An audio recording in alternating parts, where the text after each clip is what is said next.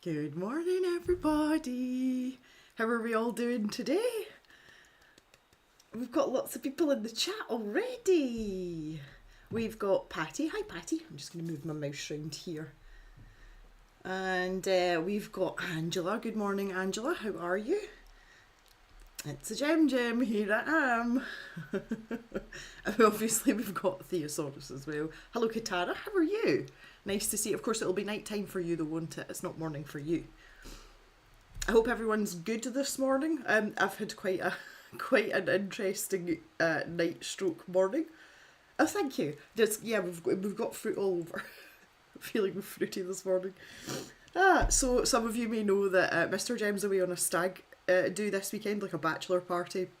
So I'm here myself, and I got woken up at 2:45 this morning, hearing these like almighty like rattling and banging noises coming from outside. So I was like instantly on high alert. I was like, oh my god, someone's trying to steal my cows. So I got dressed, I pulled on all my clothes that I had on like last night, and I went out, and do you know that way I was half like, do I need to take a shotgun with me? And like just to go and find out where this noise was coming from. And we've got all these security lights, you know, that come on a sensor and light up the yard, and none of them were on. And I'm like, where is this banging coming from? So it turns out the bull that's in the paddock out here, he's on his own, so that backs onto my garden. And he's found a loose panel where the paddock backs onto one of the sheds further down. The panel's metal and it's loose. And he was having a scratch, and he's like banging his head up against it and like rubbing his head. And that's what was making the noise. I was like, oh, Frank, like we're trying to sleep. And he just stood and looked at me. He's like, yeah, what do you want? Like casually having a scratch at 3 or 4 o'clock in the morning. I was like, oh my god. Boo. Anyway, so I gave him a wee scratch and a pet and just patted him on the head. And then just came back, put my pyjamas back on and got back into bed. Back in, you know, it took me ages to get back to sleep. So I'm a bit like, whew, this morning, right, okay. See, if I hadn't been here myself, I probably wouldn't have gone out. I would have probably just given Mr. Gem and I'd just be like, what's that noise? So yeah, it's been an interesting few hours. I feel surprisingly fresh. I don't really look very fresh, but I'm feeling okay. And obviously I've got tea as well. At 1:30 AM. Goodness me, Patty. That's pretty late, is it not for you? Good morning, Laura. Nice to see you. So just before we get started with some arting, I've got Jock here with me. Pip's away in a huff. She's in a huff because Mr. Gem's not here. It's a thing. She just gets a bit kind of like stroppy. Yeah. So is that an intentional stay up late, Patty, or maybe it's maybe you've got noises outside too? I don't know. Yeah. So I've got a wee. Oh, here she comes. Hi, Pippi. You want to say hi to everyone? Oh, yes. We're all in here. That's it. She doesn't know what to do with herself. Got a few things I wanted to show you first just before we start the arting. first and probably most excitingly, let me just switch this view about a wee bit. There we go. Take the way just now. I've done a wee bit of work on the sticker collection, the new sticker collection, and I did a test run of the pointy point sticker. Now, in a previous stream, I don't think it was the early bird stream, I think it might have been one of the work in progress Wednesdays, we were talking about what font to use for the pointy point, and someone had suggested using the same font that we'd used for It's a Pencil. And conveniently, that font is free for commercial use. I did go back and double check just to make sure, because in these situations you can always contact the creator and, you know, have a chat with them if it's not free for commercial use, and just see if there's anything you can do. So anyway, we're fine with that. Alarm clock. Nice, Patty, that is dedication. Thea fell out of bed at 18 minutes past, so 12 minutes before the stream starts. Yeah, Thea's like an hour in front of us here in the UK. Good day from Perth, Western Australia. Lovely 26 degrees. That sounds nice, V. April's got minus 15. You'd rather have minus 15. It's weirdly mild here. We had temperatures of 11 degrees yesterday. It was very stormy though. It was incredibly windy. But it's to be mild again today, but without the stormy bits. That's quite nice. Anywho's, yeah, so here is the first pointy point sticker. So I don't know what y'all think of it. The shape's kind of like putting me off a little bit, because it looks a bit like a mushroom. So I'm not sure. I like the design and I like the writing, but I don't know whether just to keep the cut of the sticker like more like an oval. I haven't really decided, so if you've got any thoughts on that, I'd love to hear them. I think the size is okay. Let me give you something for, obviously there's my hand, but let me give you something a bit more sensible for reference. So yeah, like there's a paintbrush. I think it's a good size. I don't think I want to go much bigger or smaller than that, I think. But see, I'm just not sure about this whole shape thing, but we can ponder that some more. Might look better written on the light wood part of the pencil. Yeah, but then it would be really small. Not a fan of the shape. No, neither am I. Then the outline can be pencil shaped. Okay. If I put it on the pencil though, right, here's the thing, and I like what you're saying.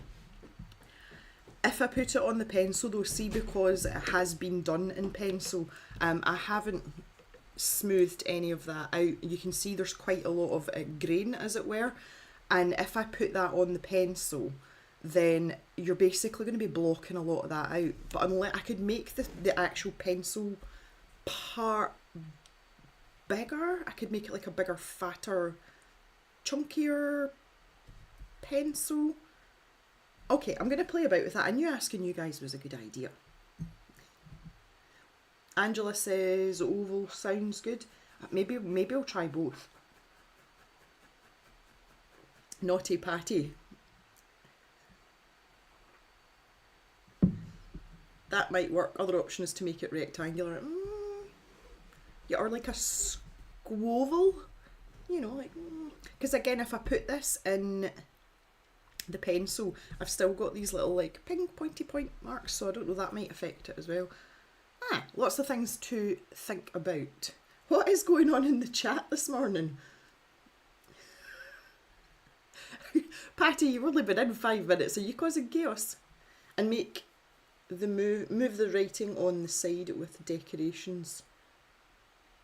A rounded rectangle. Okay, like, that's good. We'll try those things. Yeah, so other stuff that I've got to show you. It's not very, well, some of it's exciting. We do have, and that just reminds me that I haven't done it. In the stash shop just now, we have Julia Kay's new paint colour, Valentine.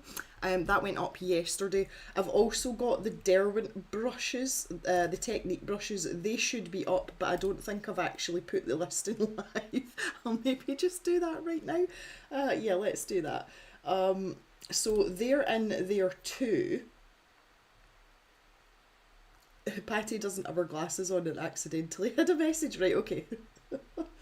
Yeah, okay, the Derwent Technique brushes are up. So if you're looking to get a hold of Beaker, then He's up on the stash shop too.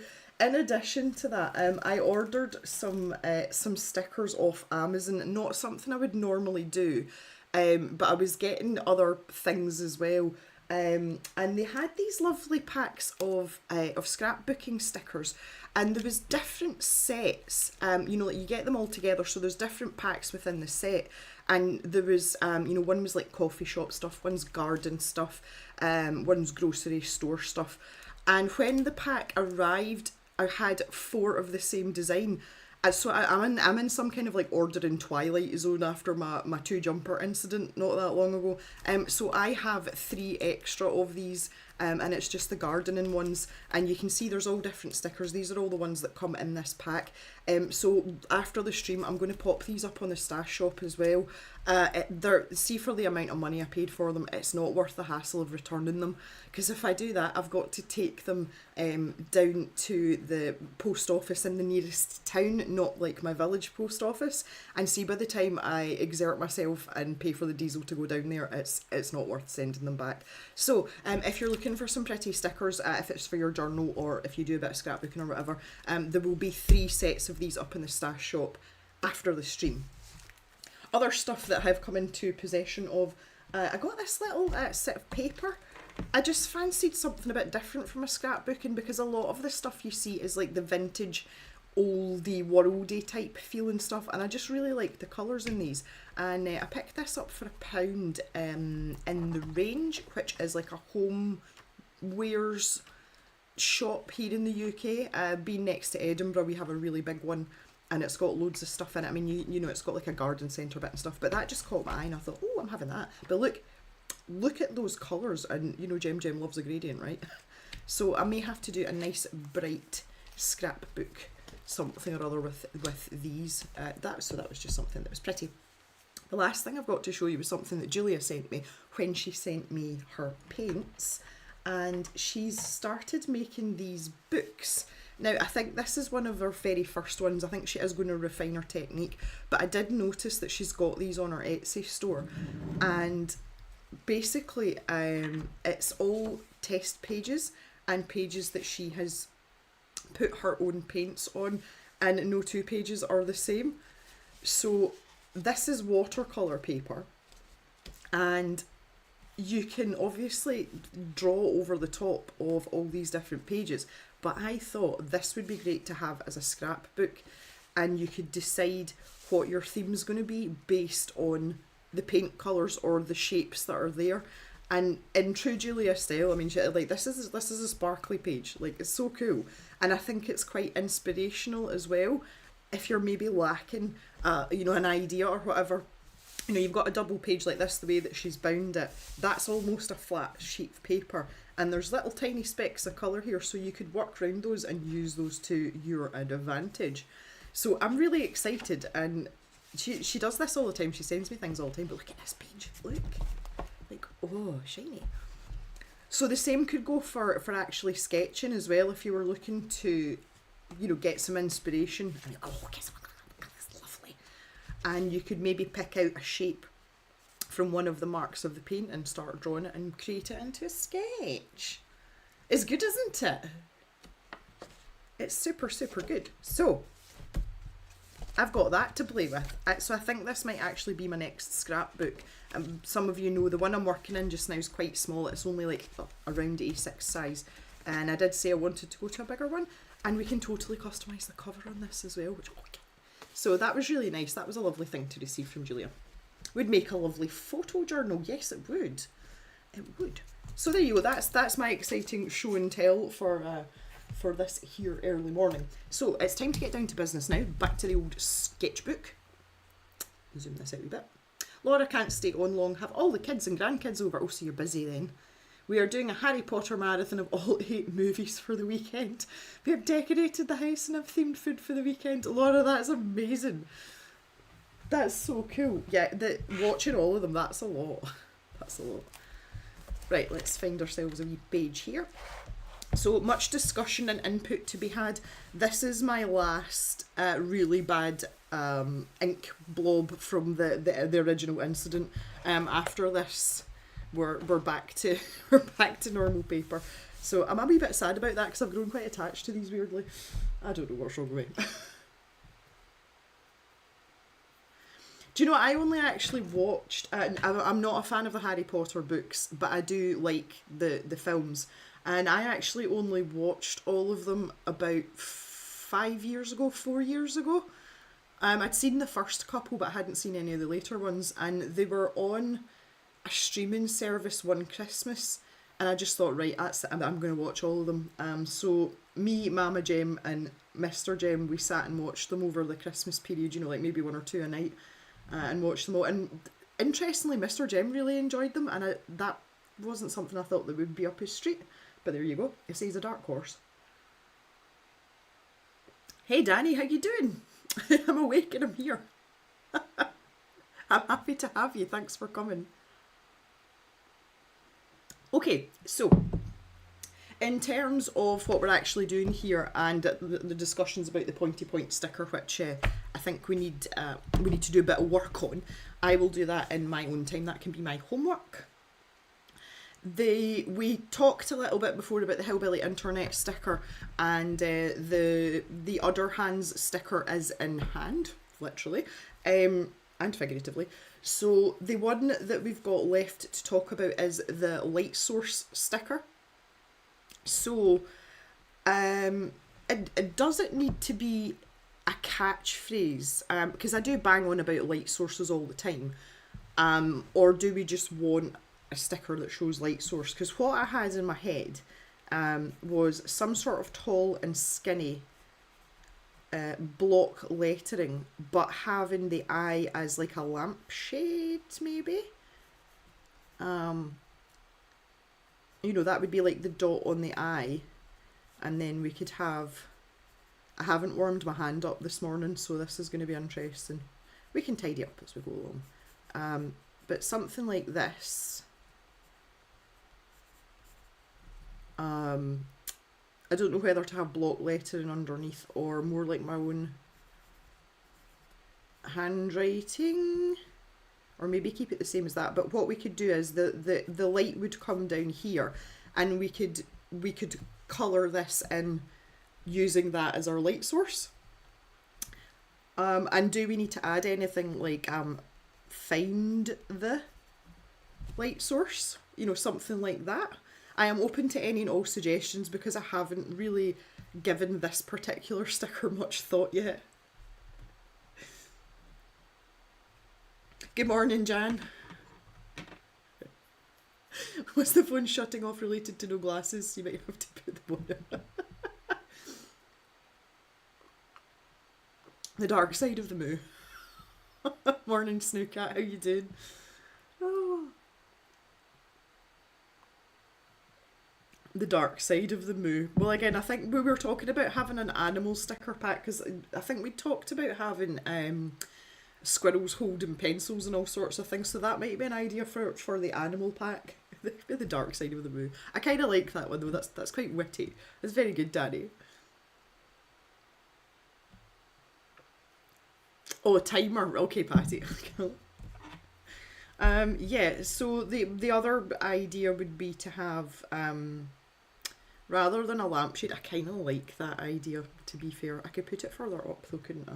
I could move that up the way.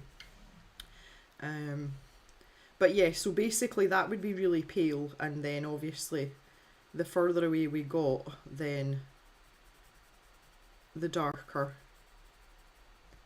it would be. But we could use colour for that.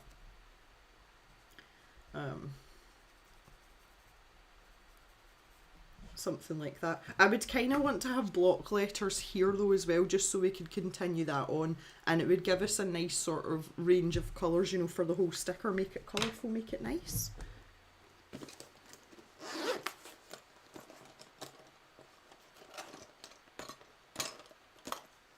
On a learning curve with the new watch. May have to look at the manual, but that seems defeatist. Just tap all the buttons and press all the bits on the screen. You'll figure it out, Jan. What about if the light was at a jaunty angle? Like a jaunty angle. Or we could have like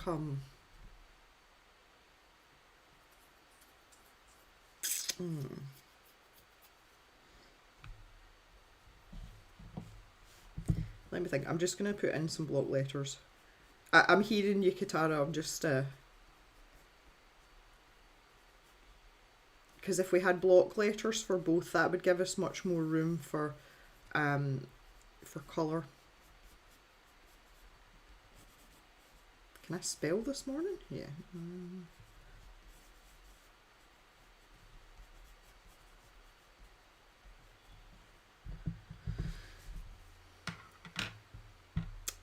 Maybe we could move that.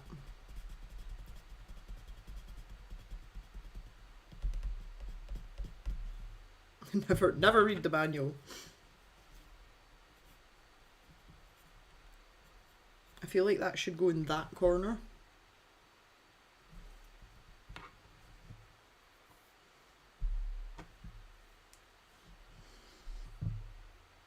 I was thinking about one of those foldy desk lamps, but I'm pretty sure Pixar would have something to say about copyright. I'm pretty sure they've copyrighted that idea.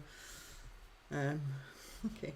If I had that at a jaunty angle though, I suppose we could change we could just make it a bulb, couldn't we? Like a bare bulb. It'd have to be an old-fashioned type. And then that means it would spread wider. Like that. Could be more fun.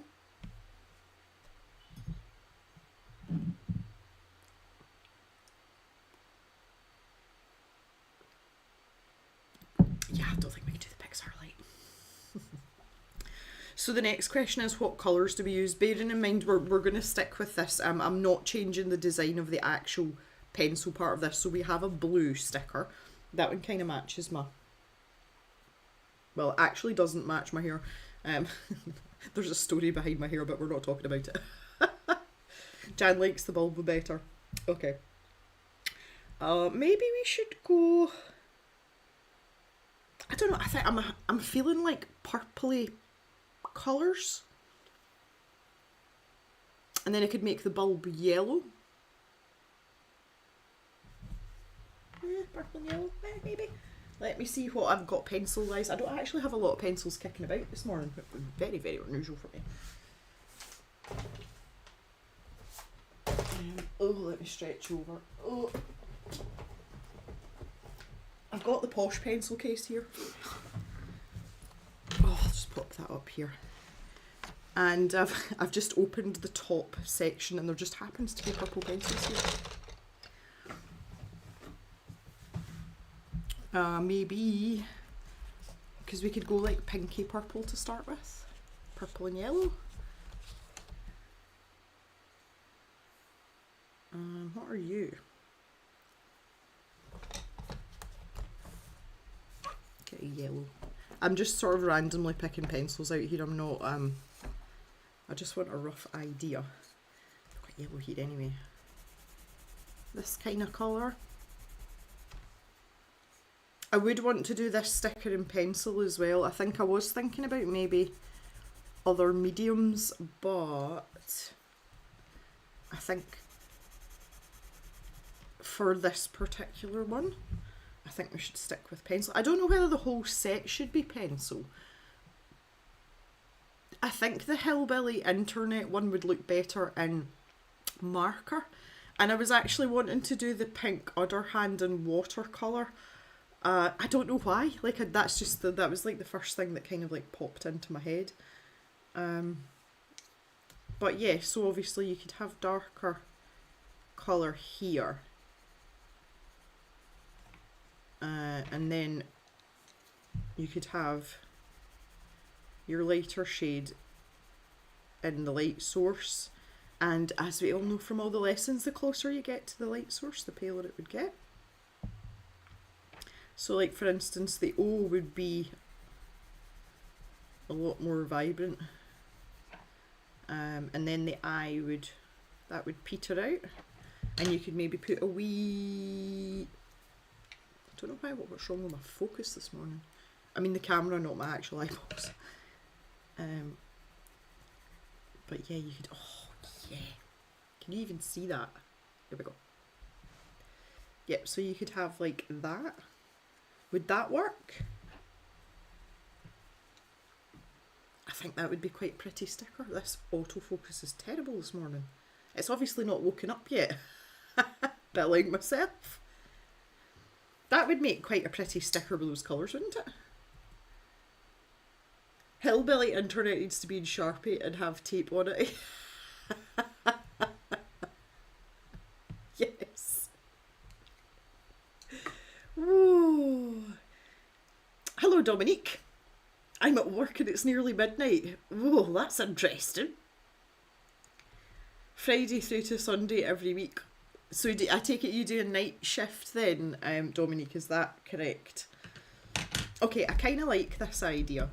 Right, I need to work on the font though. I'm just going to move these pencils back out of the way because they do take up an awful lot of space. Because that's the big case that's got the light fasts and the Caran d'Ache luminance, like they're all in one pencil case. So I might have to get a ruler for this as well. It's starting to get light here already. This is us because we're like towards the end of February. It's starting to get a little bit light outside. That makes me happy.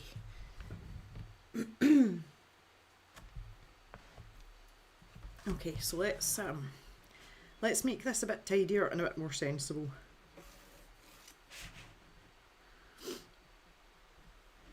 See, I kind of want the word source obviously has a lot more letters.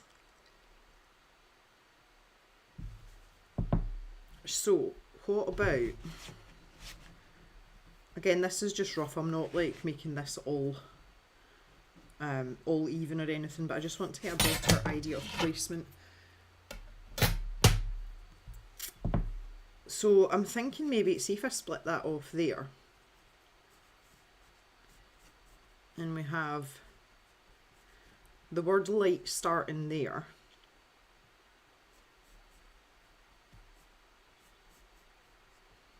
And then we've got our bulb.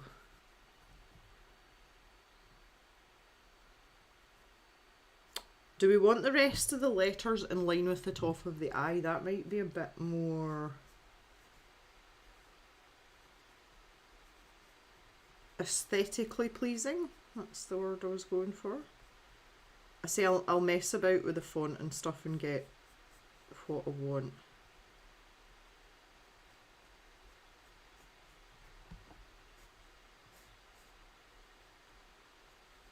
Cut myself short there. Come on, Jen. I'll just draw myself an extra little guideline in here. Help myself out a bit. Oh, that wasn't straight. This is why Jem doesn't use rulers. I don't see the point in them. Still get it wrong. I feel like that should be in line with the G as well.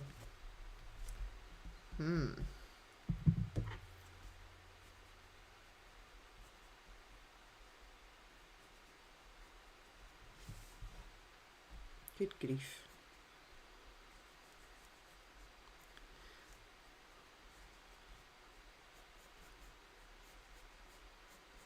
Cut that off a bit, that's a bit long there. So if I had something like that, and then we could find the light, and then we've got, you know, the full width of that then to have for the word source, and that might line up a wee bit better. This is complicated. This is too much brain work for this time of the morning. In line with the eye, not the light bulb. Yep. Why are we not talking about your pretty hair colour? Because, well, for a few of the cavers that are excuse me, in the Discord, it looks a lot better than it should. I was supposed to have teal stroke turquoise hair, and I went to a salon to get this done. So I had my hair cut. As you can see, my fringe is back, which I'm very happy about. I actually love the haircut. It's nice and shaggy. I've had a bit taken off it. I've got my fringe back. But I had to get it lightened as well. Now my hair lifts really well despite being dark, because I've got very few warm tones in my hair, so I only need one run of bleach for like 45 minutes, and my hair's pretty blonde. It's not ginger, it's not red, it's blonde. And then obviously the colour on top of it.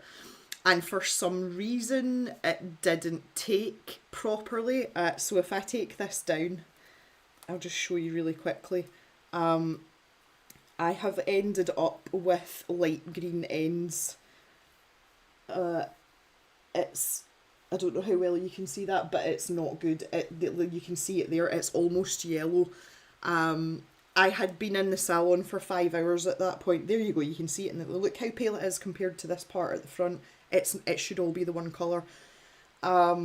There was another client in who got the same hair colour at the same time as me, and hers turned out exactly the same way. So it's to do with the colour, it's not our hair, and it was two separate hairdressers. We didn't have the same hairdresser.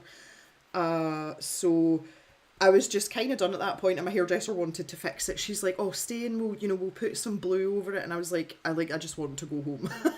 I just want to go home. So that's what I'm left with. I'm not particularly happy. I probably could go back and get it fixed, but now the problem is I've got quite a heavy concentration of colour at the top and then not at the end, so whatever they put over the top, I don't know what I'm going to come out with. So I have, I've just ordered some Manic Panic, and I'm going to use my colour theory. So I've ordered a fairly dark blue. It's not the darkest blue one, it's like the next one up. And I'm going to put that over the top. So green plus dark blue should give me teal or like a greenish turquoise colour. And I'm okay with it being two-tone. I'm just not okay with it being that washed out and being green, because the one colour I never wanted my hair to be was green. I've had every other colour, but I do not want green hair. So that's kind of why we're not talking about it. It looks lush from the front though. See, if you just don't pay attention to that, it looks really good from the front. But I've got to be careful as well, because I'm going to a wedding at the end of May, and depending on what dress I get, I might have to strip the colour out and just be blonde. So I've kind of got to watch what I'm doing. So I don't want to go too crazy. But the Manic Panic fades out quite quickly. It's a bit like the Arctic Fox. You'll get maybe 2 or 3 weeks out of it, and then it starts to fade. So we'll see how it goes. I think I need to raise across the bars of the G and the H. They look too low. Okay. I need to go back through these comments now because I've missed quite a lot talking about my hair. What if you make the eye shorter, then put the bulb lower, gets you more shadows and scatter? Yeah, I think we can play about with that. Maybe source could be flared, stretched at the bottom, kind of losing the shadow of light. How can anyone use a ruler and not have a straight line to it? Hi. You obviously haven't met me. I'm Jem, nice to meet you. Yes, no cat, no. I freaking love that you're using colour theory for your hair. Well, that's how it works. It works exactly the same way. And people don't understand that, especially when they're putting bright colours in their hair. See if your hair's got like some sort of undertone. The hair dye that you're using, it's not completely opaque. It has transparency to it. So you're going to be colour mixing on your head. So it's important to do that. So yeah, that's why I was like, because I could have just bought like another turquoise colour, but because those ends are so light and they are green, turquoise and green's still going to lean towards green, isn't it? So if we go a darker blue, it should hopefully balance it out. I don't know how well that's going to work, but we're going to find out real soon. Thanks, Dominique. Hi, Polly, how you doing? A reminder of the time I put henna on my best friend's hair and it reacted to the tap water and made her hair green. Oh no. Dominique went pink purple. Yeah, I'm kind of tempted at some point. I'm going to wait and see what dress I end up in for this wedding. As you all know, I'm having terrible trouble. I'm just like potato shaped just now. Nothing sits well on me just now. So I think I might be limited in my choices, and I will adjust my hair according to what dress I'm wearing. The tartan that Mr. Jem's in is very neutral and it's very muted, so I don't like have to matchy with him. I don't particularly like the tartan, but it's not his choice, it's the bridal party, so I can do what I want, which is nice. April wants to get white when my hair turns. Snooka has all white hair, so when I went blue. Well, it's interesting because the hairdresser put that colour on all of my hair, and all my grey hairs have picked it up. So in here at my temples, like, it's really turquoise, it's great. I'm like, yes! And all my little wisdom tinsel, as you guys call it, like, that's sort of peppered through, is turquoise as well. So it's not all bad, it just seems to be the ends for some reason, and I don't understand, because I had my hair cut first, so it was fresh hair, and it's not been, you know, it was virgin hair as well, and they lightened it, and but the parts that have been lightened travel, it's like balayage, like it travels up my head, and the dye has taken in the like the sort of top half of the length of my hair, but just not that bottom. I don't understand. But see, the other girl that was having it done, the exact same thing happened to her. So like I don't know. Like, honestly, I don't know. For what it's worth, your hair reminds me of a Monster High doll, so I kind of love it, even its imperfection. Thanks, I think. Have you washed your hair right before the appointment? I did not wash my hair. I also didn't have any product, and they prepped my hair in the salon, not me. So I actually went in with a sweaty head and apologised profusely, because I'd been working out, and I was like, didn't wash it just in case you didn't want me to wash it, and they were like, anywho's. It is what it is. It's not the end of the world. And I did say that to the hairdresser, like, because she could see that, you know, like, our face was like panic when we started to dry it. She was like, oh no. And she's like, I can fix it, I can fix it. And I said to her, I said, look, I don't hate it, I can live with it. I'm not that precious of my hair. But it was more the fact that I'd been sitting in a chair for 5 hours. I had to come back for dogs and everything. And I just didn't, I was all socialised out as well, because it was really noisy, it was really busy, and I'd been talking to people in this salon for 5 hours. Like, I just wanted to get home. And I was like, look, it's fine, don't worry about it. If it was absolutely horrific, I would tell you, and we would sort something out. So I did contemplate, I was going to wait and wash it and see what it looked like, to see if I'd lost any more of the colour. And I have washed it since, and I've not lost any more colour. Like, it's not faded anymore. So I was like, you know what, I'll just fix it myself. But she could also tell me that they're actually changing brands, just for their bright colours that they use in the salon. Like, they're going to a different product, and they've got someone coming in. They have like an education day where the rep or whoever it is, or their technical stylist, comes in and shows them like ways you can mix the colour, how to make it up, and how you can blend them with the other colours in the range. So she did say that if I was to go back and get another bright colour, it would probably be a different product next time. And I think they are like seriously reconsidering using this particular dye. They have used other colours like from the same product without any problems, but say the fact that there was 2 of us and exactly the same thing happened makes me think it's more of a product problem, because she did say that they have very few people that had like turquoise, and it was really funny that 2 of us had gone in on the same day and picked the same colour. You know, it's like buses, that old saying. So I haven't, like, I'm not annoyed with them or anything, because I mean, you just never know sometimes with these things how they're going to turn out. But they were more than willing to fix it. I don't think the other girl was very happy, though. I was a bit more easygoing about it. So I've not lost faith in my hairdresser or anything like that. I love my hairdresser, but I don't think I want this particular dye put in my hair again. I don't think it's a good idea. So we shall see. Yeah, I was told that you shouldn't have freshly washed hair before colour. Well, interestingly, the last time before I went, like the last time I washed my hair before I went was like 2 days before, and I didn't use conditioner in my hair that day either. I just straight shampooed it and then dealt with the tangles, which was highly unpleasant. Just to make sure there was no product build up. But they don't wash your hair like with shampoo, but they've got like a cleanser they put in it to strip out any hairspray or wax, or just in case there's anything like that. So they did that to my hair before I actually had it dyed. But she cut my hair first. Right, I think I don't know whether I want these 2 fonts to be the same. I think we maybe should, because I kind of like uniformity. I'm that person. You guys know that, don't you?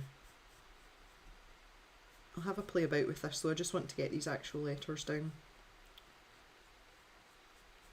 So yeah, anyway, I got sidetracked there. Someone was talking about white hair.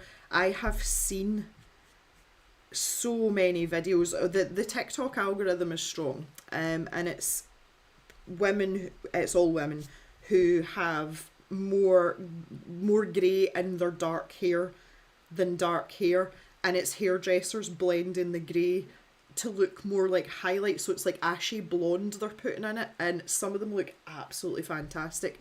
But one of them, they were like talking, like they'd voice over the video, and they were saying that one of the factors they take into consideration is how dark the client's eyebrows still are. And obviously, I mean, I don't have any grey hair, my eyebrows are still very, very dark. So that's always a consideration, but I don't think I'm at that stage yet. I don't have enough greys to do that, but I would totally want to do that, like when I get to that stage.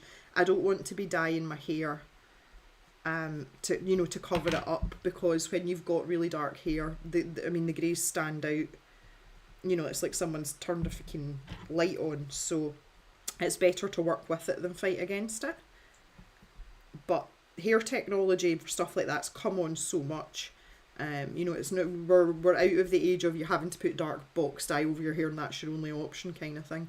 So I would totally contemplate that. And there's some people that, I mean, it looks absolutely awesome. The one that I sat and watched all the way through, I mean, your concern is it going to make you look old? And it didn't. Her hair was absolutely gorgeous, and it was so shiny. I'm getting kind of smudgy here.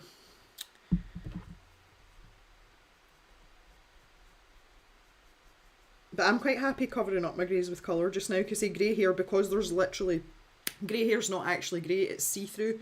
It's a lack, like it's an absence of pigment. So when you put a bright colour in, it just like sucks it up, because grey hair's really porous as well. So if you pick a bright colour, it is really bright, it's cool.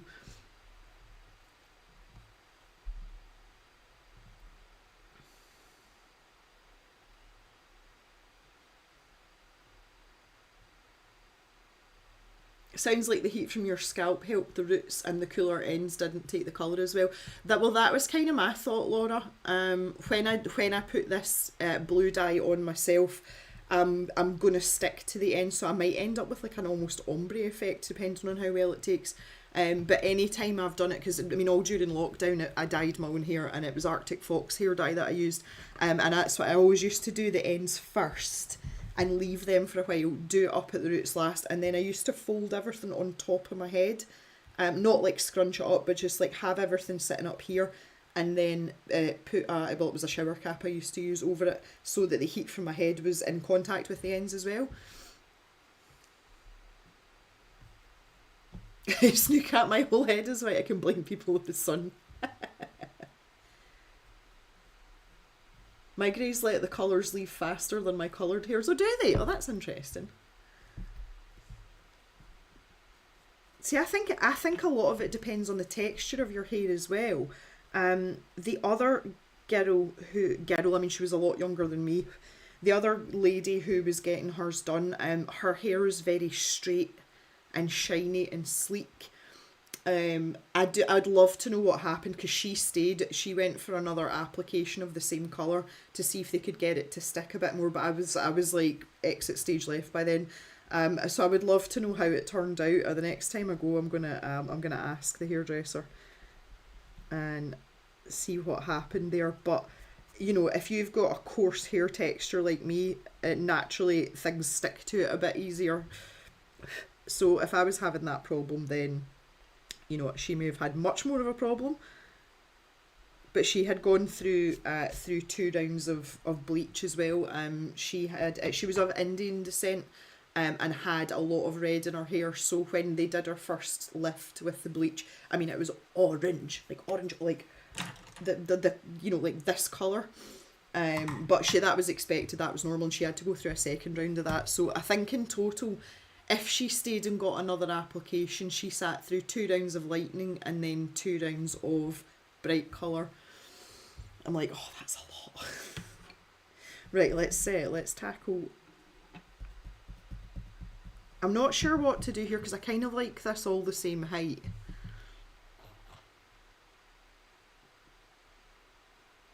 But I feel like the bulb needs to... I think it was it Jan that suggested that? I feel like the bulb needs to be lower down. Like there. So let's block that off there.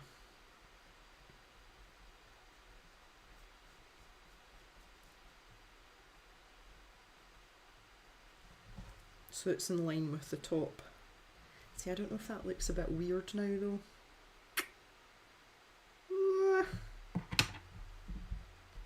Let's fix this as well.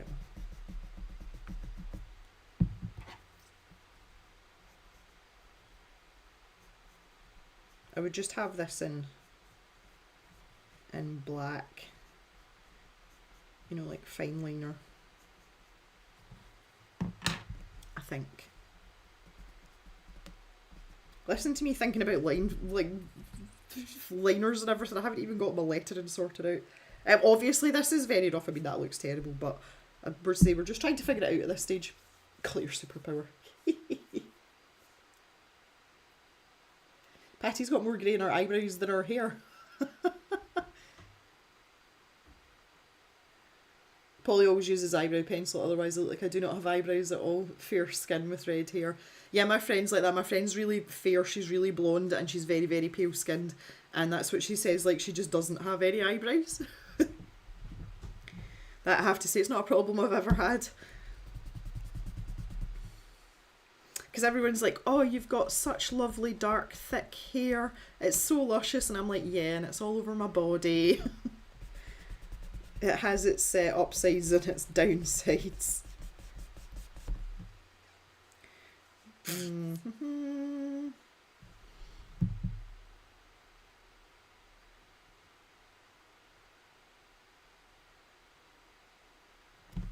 I'm just not, I just keep sitting looking at this. Come on, Jim. Do something about it.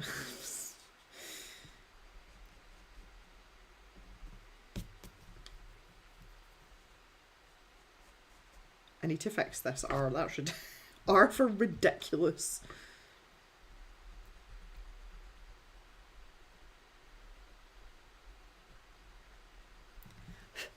There's my little brush.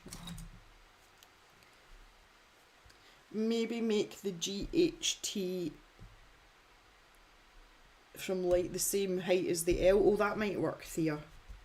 I like your thinking. Let me just thicken this up a little bit here.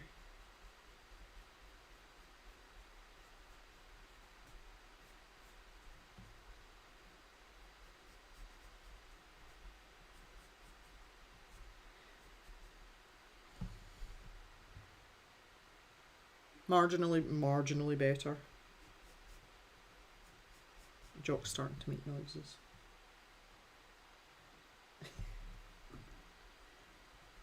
Fast asleep, quite happy. We're going out on a big WALK today. We were literally only out for like 15 minutes yesterday because I thought we were going to get blown away. So now that it's nice and calm today, after we're finished here, I'm going to take them out. And we're going to go for a big long trek, which will be cool. I like that the letters are shorter and want that for source. Okay. It's like tipping over at the right upper edge. What's tipping over at the right upper edge? The R. Right, okay, yeah, I think we need to, I think I agree with Thea on this. So what if we did that there?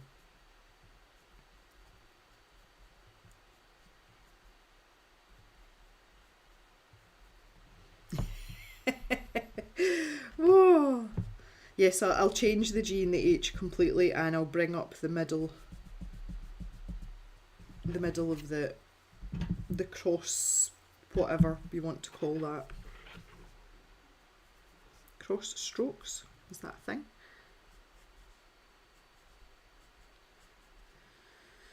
So the top of the G would be there.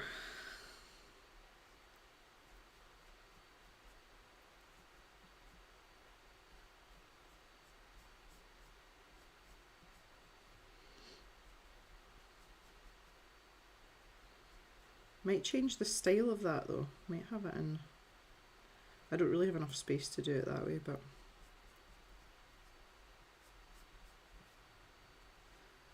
Well, I'll figure out the style at some point.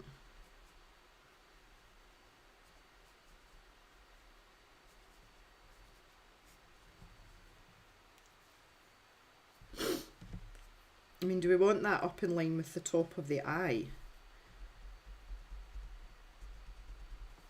That would keep everything uniform.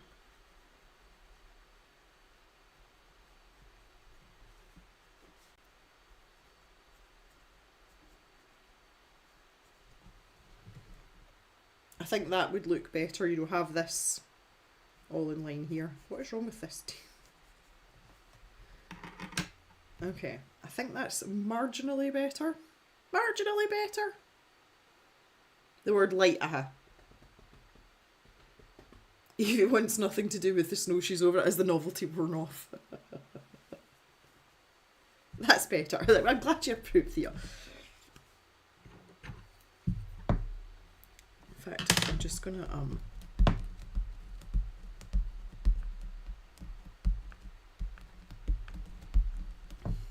I keep saying I need to get a new kneaded eraser. I really need to get a new kneaded eraser.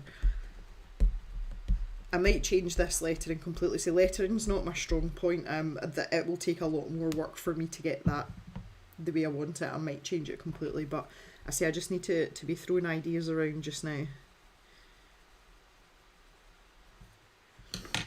Okay, so if we think about this then, if it's a bare bulb, it's going to shed light quite wide. You know, there's going to be quite a lot of spread there.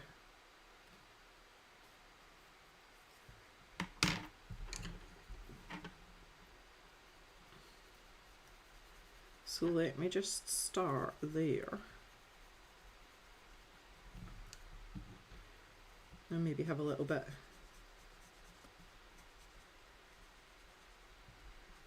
of that lighter colour there, perhaps. This is a really pretty colour. Ultramarine pink.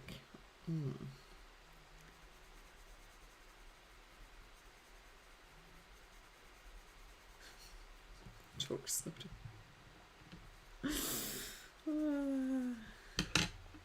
think that would be more intense here.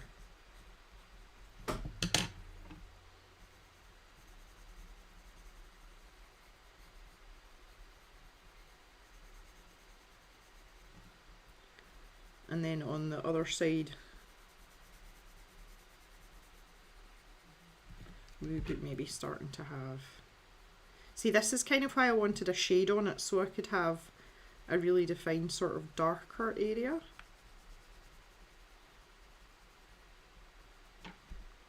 But obviously on this back side here. See, this is why I wanted to use pencil, because I do want to, I want to do a lot of blending.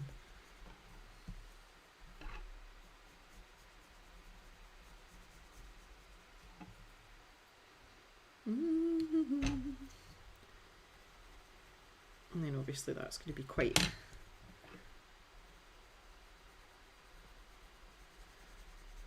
light there.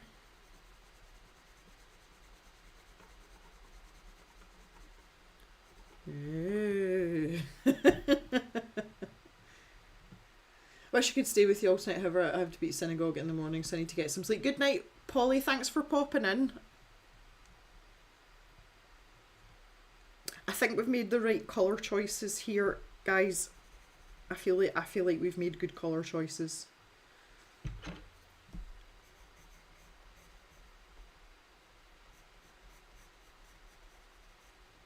Maybe be a wee bit up there, but not much.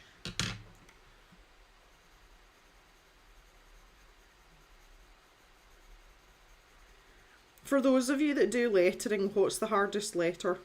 I think G's has to be up there. Like, G's a difficult one. I'm pretty sure some of you do calligraphy and or hand lettering. I suppose any of the letters that have got curves in them are potentially hazardous.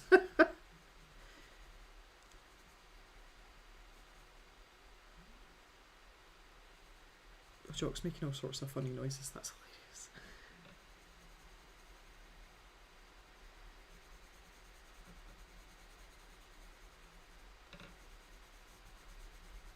kind of like, I might actually use these actual pencils, actual pencils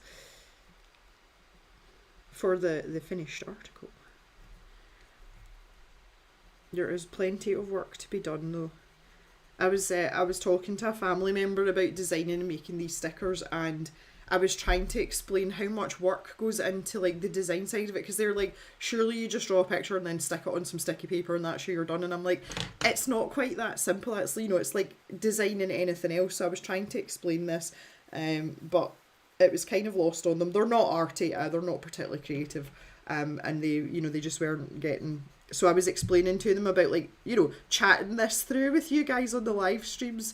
They were like, oh, right, okay. And I'm like, yeah, you know, the movement of something like 1 centimetre to the left or the right can make the difference between a really good sticker and one that looks crap. You know, it's a process. So I'm really glad that you guys are giving me your input though, because as I said last time, at the end of the day, these stickers are for you, they're not for me. So it's kind of good if you like them, you know? Okay, so now I'm just thinking about this light travelling. So I would have all the purpley pink colour down first, and then, you know, we're thinking about this triangle and this spread, so I would use the yellow then just slightly over the top like that to show. I think that's, these colours are just, like, everything's just chef's kiss. So I would make this quite defined here. You know, when we're, because obviously the H and the T are going to be quite far away. Well, they are far away from the bulb. So these letters here are going to have much more purple in them. I could probably take a darker purple yet. Let me see what I've got. I'm going to have to consult the swatch book, I think. Oh.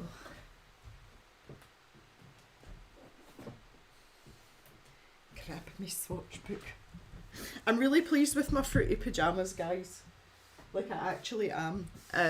They fit me, which is refreshing. But these were a Christmas gift and they didn't fit me at Christmas. And now they do, which is nice.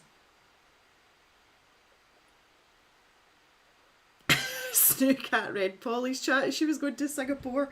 I'm going to Singapore in the morning to get some sleep. Thea says, oh, this letter, oh, this is always a bone of contention. In Scotland, we don't say Z, we say Z. It's Z, it's not Z.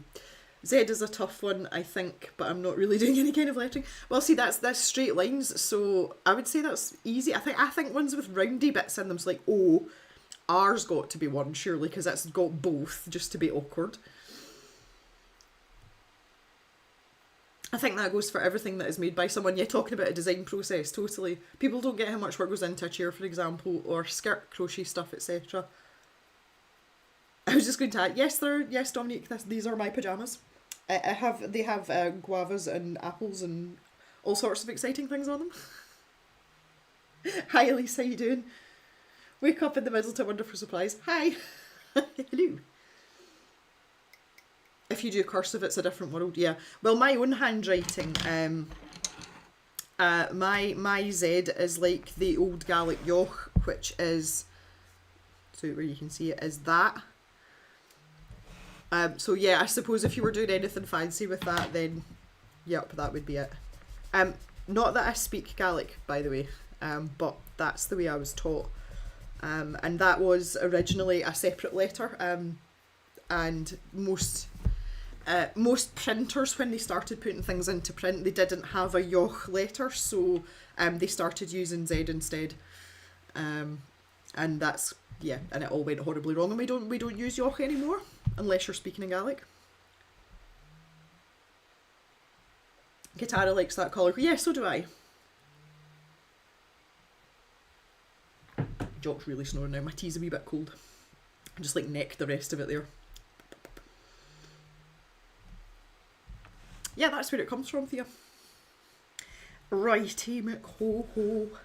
Right, I was looking for a dark purple. Got totally sidetracked. They were talking about talking about Gaelic letters.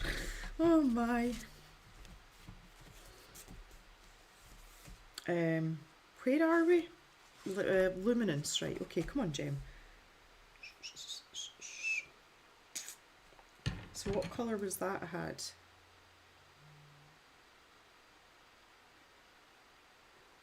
Quinacridone purple. Okay. So this is the colour that I've got. So I think maybe Bleu de Nîmes. Let's go with that. It's still purpley-ish.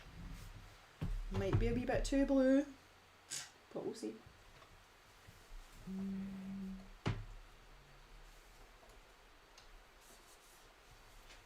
Joke snoring in a wee place. Right, let's add this into the collection a little bit. So that would be like my shadow colour. I could go opposite, you know, like complementary colour, but I think because we've already got this in the mix, I'll just stick with what we've got. I'm just looking at the time. I think we'll do this.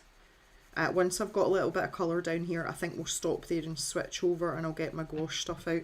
It is about the like normally when I'm not streaming, it's about the time where Pip goes out in the morning as well for you know, to do our business.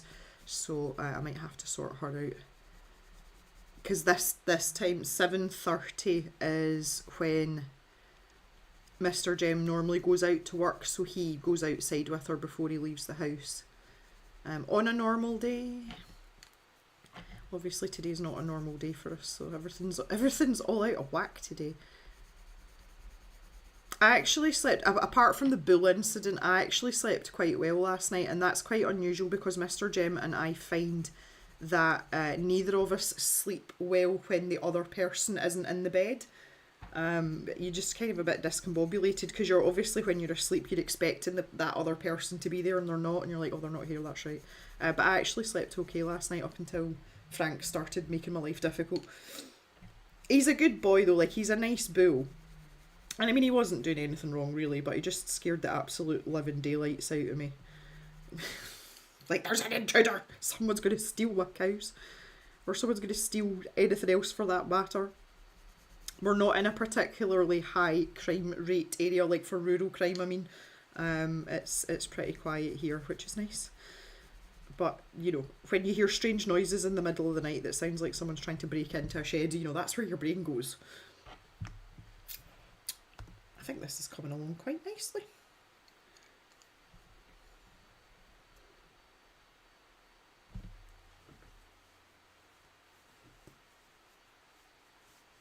Oh, German is so tough to read because of really weird letters they used, which have been replaced by now. Laura told one of her kids to give something some welly, and they had no idea what I meant. My poor American children. Give it some welly. The other one we use is to give it some beans. We talk about beans as an energy source, because you talk about having no beans, or if you're me, it's none beans. I've got none beans left, because you get go-go beans as well.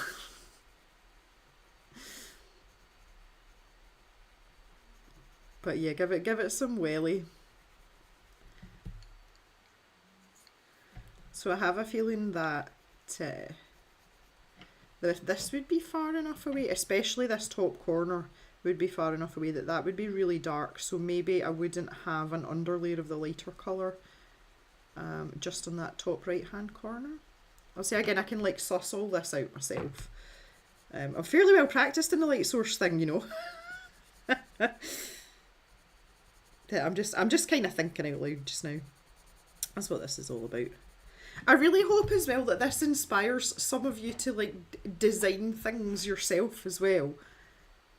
And it's good to chat things out, even if it's with people that don't necessarily have an artistic background. It's really good to have a perspective from somewhere else. Because obviously stickers are for everyone. Stickers are not just for creative people. And I find Mr. Jem really handy for that, to get like a layman's perspective on things. Because he'll quite often pick up on things when I'm being like super fixated on, you know, how thick the top of my tea is. And he'll be like, Jem, that's not fat enough, that bit's too skinny, you know, or whatever. And I really I enjoy this part of the creative process. Obviously, it's very rewarding to have a finished product, and I get a lot of joy when people buy things from the shop that I have created, like stickers or prints or whatever. Like, that's its special own thing, and it's really, really nice because you feel like your hard work's been worth it. But the actual process that you go through to get there, like, that's the enjoyable part for me, because I like the what ifs, and, oh well, what if we did that, what if we changed that, oh, that looks better. Like, I enjoy that part of the creative process, and I think most creatives do, otherwise you wouldn't be creative. I don't know whether I'm just speaking for myself on that, but I'd love to hear what you think about that. Yeah, so that could be like really dark there. Oh yeah, like, This isn't the best paper for layering up pencil, but that looks, yeah, okay, I'm quite happy with that, actually. Okay. Thea's got hyperactive. Gitty. Gitty. Right, so bottom letters then. So this one, the E's going to be pretty dark. I just want to extend my wee...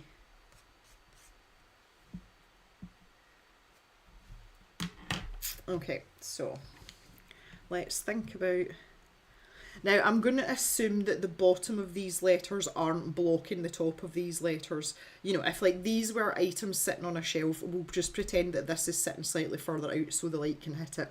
I don't want to get like really technical and complicated. So that would hit there and there. I think I want to straighten off the end of that S. That's just poor lettering, like that way, to match that side. Yes. Okay.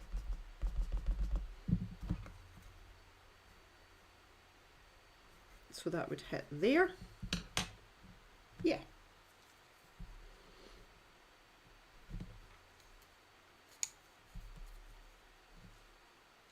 Confused myself with my pencils there. I need to sharpen these. This is ridiculous. Where's my sharpener? I wish Mr. Danny were like that. All I get is, it's amazing, perfect, could be better. He has zero ability to give me constructive criticism. It's so frustrating. Oh no. Well, you can borrow Mr. Jem anytime you want, because you'll get criticism from him. He will also tell me flat out, and he has said it before, he will tell me if something doesn't look up to scratch, like if it doesn't look professional or polished or finished enough. He is that person, because he doesn't want me, you know, it's in my best interest, but he can be a little blunt sometimes. He's a farmer. And sometimes if I come up with an idea and he doesn't like it, he's like, that's a crap idea. And he just comes out and says it. He's like, no, don't do that. He says, that's you know, that's crap. Don't like it. Try something else. I'm like, oh, okay. I think he thinks I'm hard enough on my art, so he tries to balance out my self-destruction. Oh no, we're very, like, tell it like it is, because if that's what you're asking for. It's the same, like, see when we try on clothes, and Mr. Jem asks me a lot more than I ask him, just because he's not in normal people clothes very often. See when he was packing to go on this stag do, oh my word, I ended up sitting on the bed, and he had like a bit of a fashion show, and he's trying on all these shirts, and he's like, what about this one with these shoes? I'm like, oh. But we're very honest with each other about stuff like that, and he's got this lovely, it's my favourite shirt, and every time he puts it on, I'm like, I love that shirt, and I say it out loud, I'm like, I love that shirt. Unfortunately, Mr. Jem has put on some weight, and he's got a bit of a paunch, and it was too tight for him. Like, when he was standing straight, it looked fine, but the minute he moved his arms or twisted, the buttons were gaping, and unfortunately the shirt was quite a pale colour, it's got a pattern on it, but in behind the buttons there's a strip of like dark blue, and it's the same round the cuffs as well, so when he moved you were just getting this flash of blue, so it was really obvious that it was tight. And I just said to him, I was like, you've gotten really fat, you can't wear that. And he kind of went, oh, I know. It's like, but I think he knew it was just needed me to confirm, because I think he was hoping like he would get away with it, and I'm like, no, afraid not, love. You're gonna have to lose some weight if you want to wear that shirt.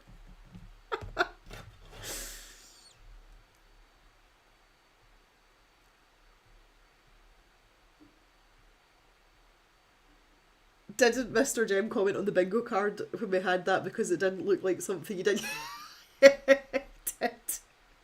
He did. Oh. Oh, hello. Danny is that good. I'm objective and never find things to criticise. Also, Jem, you taught me well about the ugly phase, so I know to trust the process. Yes. Always trust the process. Have faith because yes, yes, yes, yes. 100%. I mean, look where we are with my lettering right now. We trust the process. Absolutely. I'm just going to keep this quite light. I got a really pointy point on that. Look at that bad boy.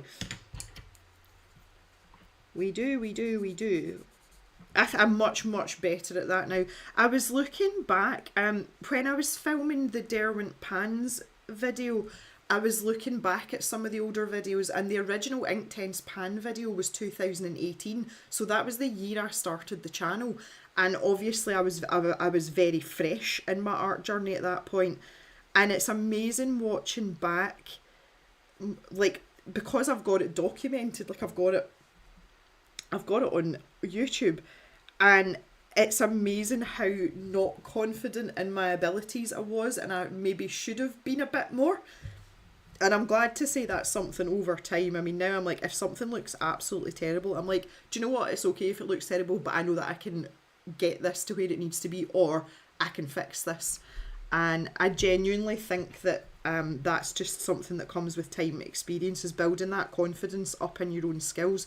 And it's not that the skills aren't there, it's just that you don't trust yourself enough, and you're not confident enough in it. So I found that quite eye-opening the other day, actually. I was kind of sitting there going, like, that was fine. Like, you know, why am I not pushing forward quicker with it? Like, in the video.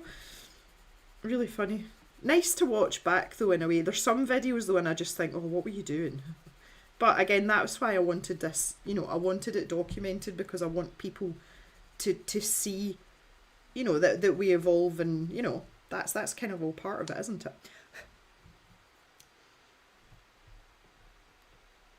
Thea, oh my god, a fashion show, that is just precious. He does it all the time, Thea. It's really funny, bearing in mind that he's like a big dirty farmer. It is really, really funny. Please tell me, as if his bum looks big.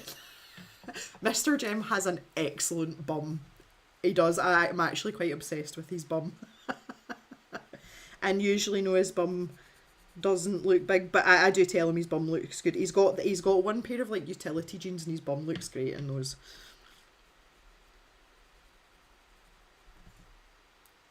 Bottom. Oh, my wee birdies are outside. It's because it's light enough now. They'll be coming in to see if there's any food. I haven't topped them up yet, obviously, this morning in the feeder at the window. And I need to top up their peanut feeder outside. There's one that hangs in the tree, which is further back.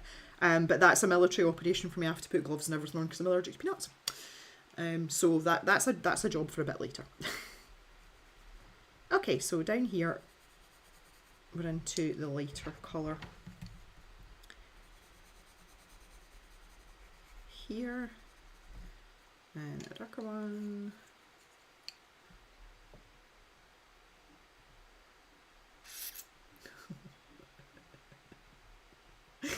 Oh, sometimes a piece of artwork will have multiple ugly phases. Yes, Elise. Yes, yes, yes. It's not just one, it can be many. That's okay too, though. I feel like that bottom part of my E is... it's a bit thick. It's a bit thick.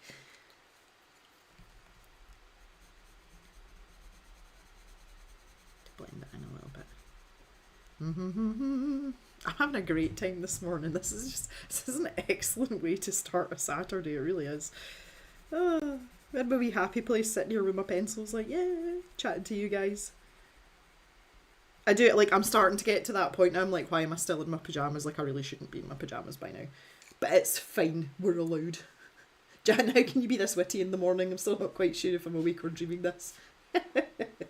Better than a back with a crack. Oh, a lack of bum. Danny finds her work always seems to end in an ugly face. The other thing that I went through a phase of that as well, and I still do it sometimes, is trying to like overcorrect what you've done. and ending up like taking it too far. Like, it's just as important to know when to stop, and I personally find that much more difficult than you know, like keeping on with something to get it to where I want it to be. I find it's the opposite way. And that's something that I'm still not very good at. That's something that I'm, you know, I need to work on, and I'm working on, trying my best. But yeah, it's like, stop, just put down the pencil, stop what you're doing, leave it alone. It's good as it is. Do I want to... I don't know if I want a tiny wee... There we go. I didn't even finish that sentence. You knew where I was going though.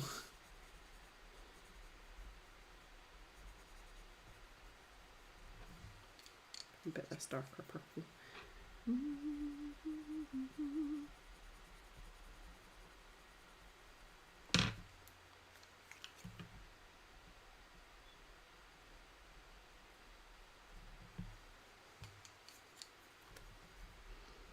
Blend that out a bit. I feel like I need more tea. Okay, so I would maybe put a wee bit of yellow over the top there.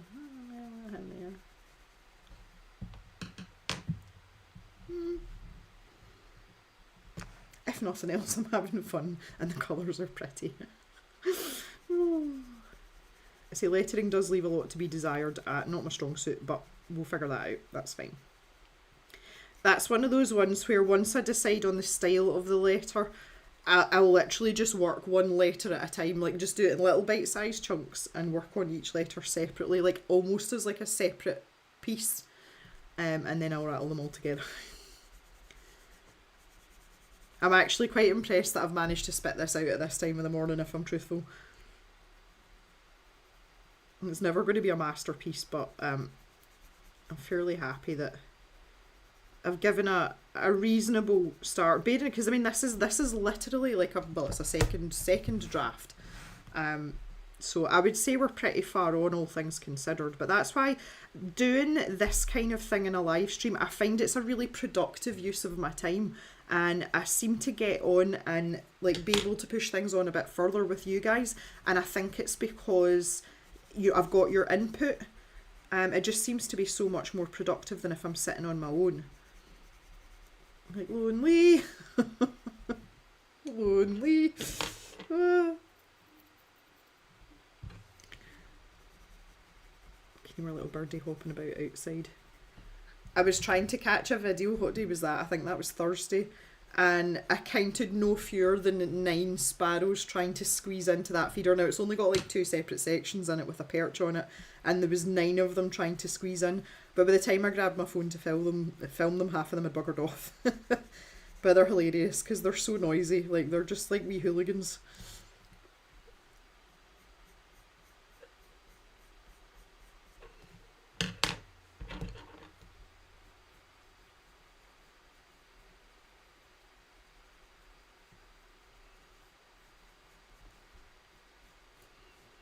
I'll round that off a little bit more. Oh, got a wee bit carried away with myself there.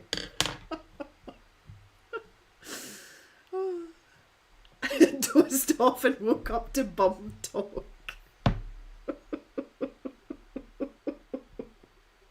Oh, Patty. Oh, that's funny.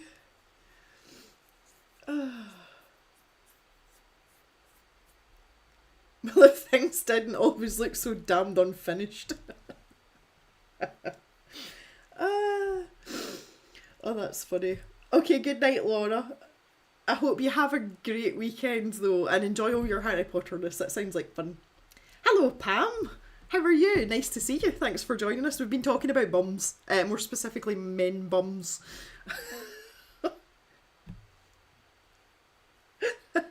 I'm sorry, Patty. Oh, jeez. But that's yeah, that's the way these conversations go with us, isn't it? It's funny.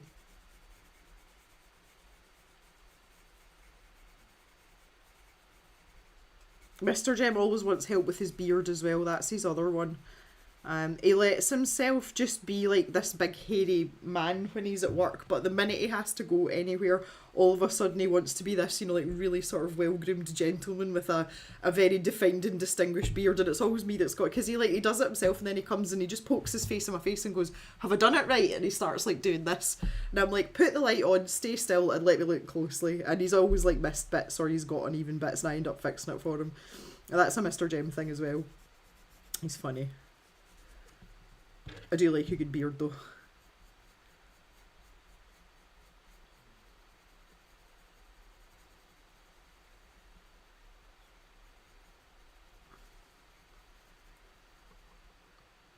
Bums, eh? Good morning, Ulrika. How you doing? You look all dressed up. Do you like my pyjamas, Pam? They've got fruit all over them. I'm really proud of these pyjamas. I love these pyjamas. The only thing is they're long sleeves, and being a little person, if I just like put my arm down, hang on. Yeah, I've got this problem, but I have that problem with more or less everything, so, oh.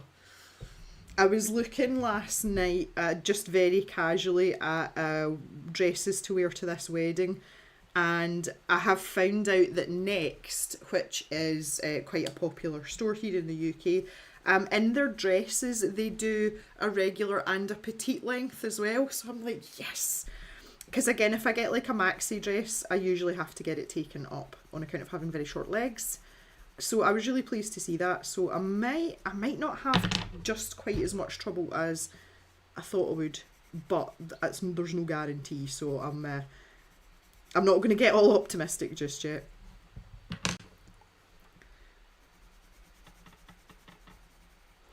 I feel like this is really washed out.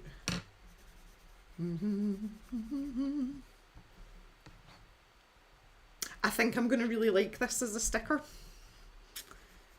I think I'm going to be into it.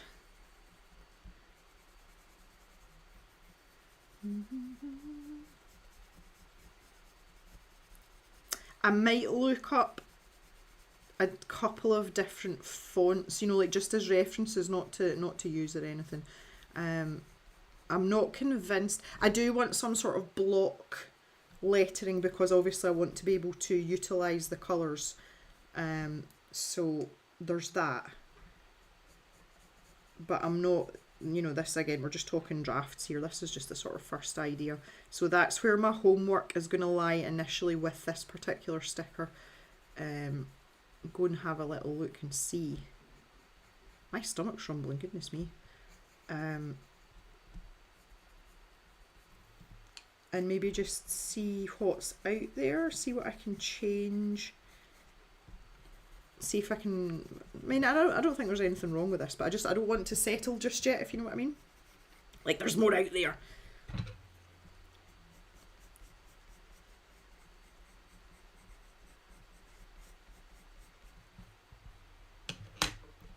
Just the S to go.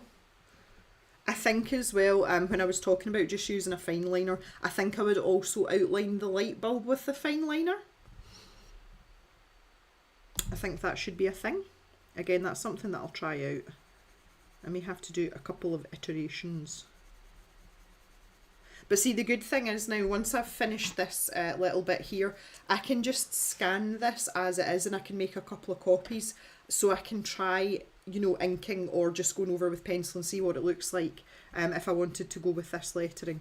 So that's quite handy as well, just to do a bit of experimenting. I could also do it digitally as well if I scan it in, but I try not to. I feel as if, just because I'm not a digital artist, I like to try and keep everything as authentic as possible and do as much as possible physically rather than digitally. But with stickers, I always tidy them up digitally, you know, and just kind of like refine them, but I don't tend to make major changes digitally, because it's just not, you know, I kind of lose my aesthetic a wee bit.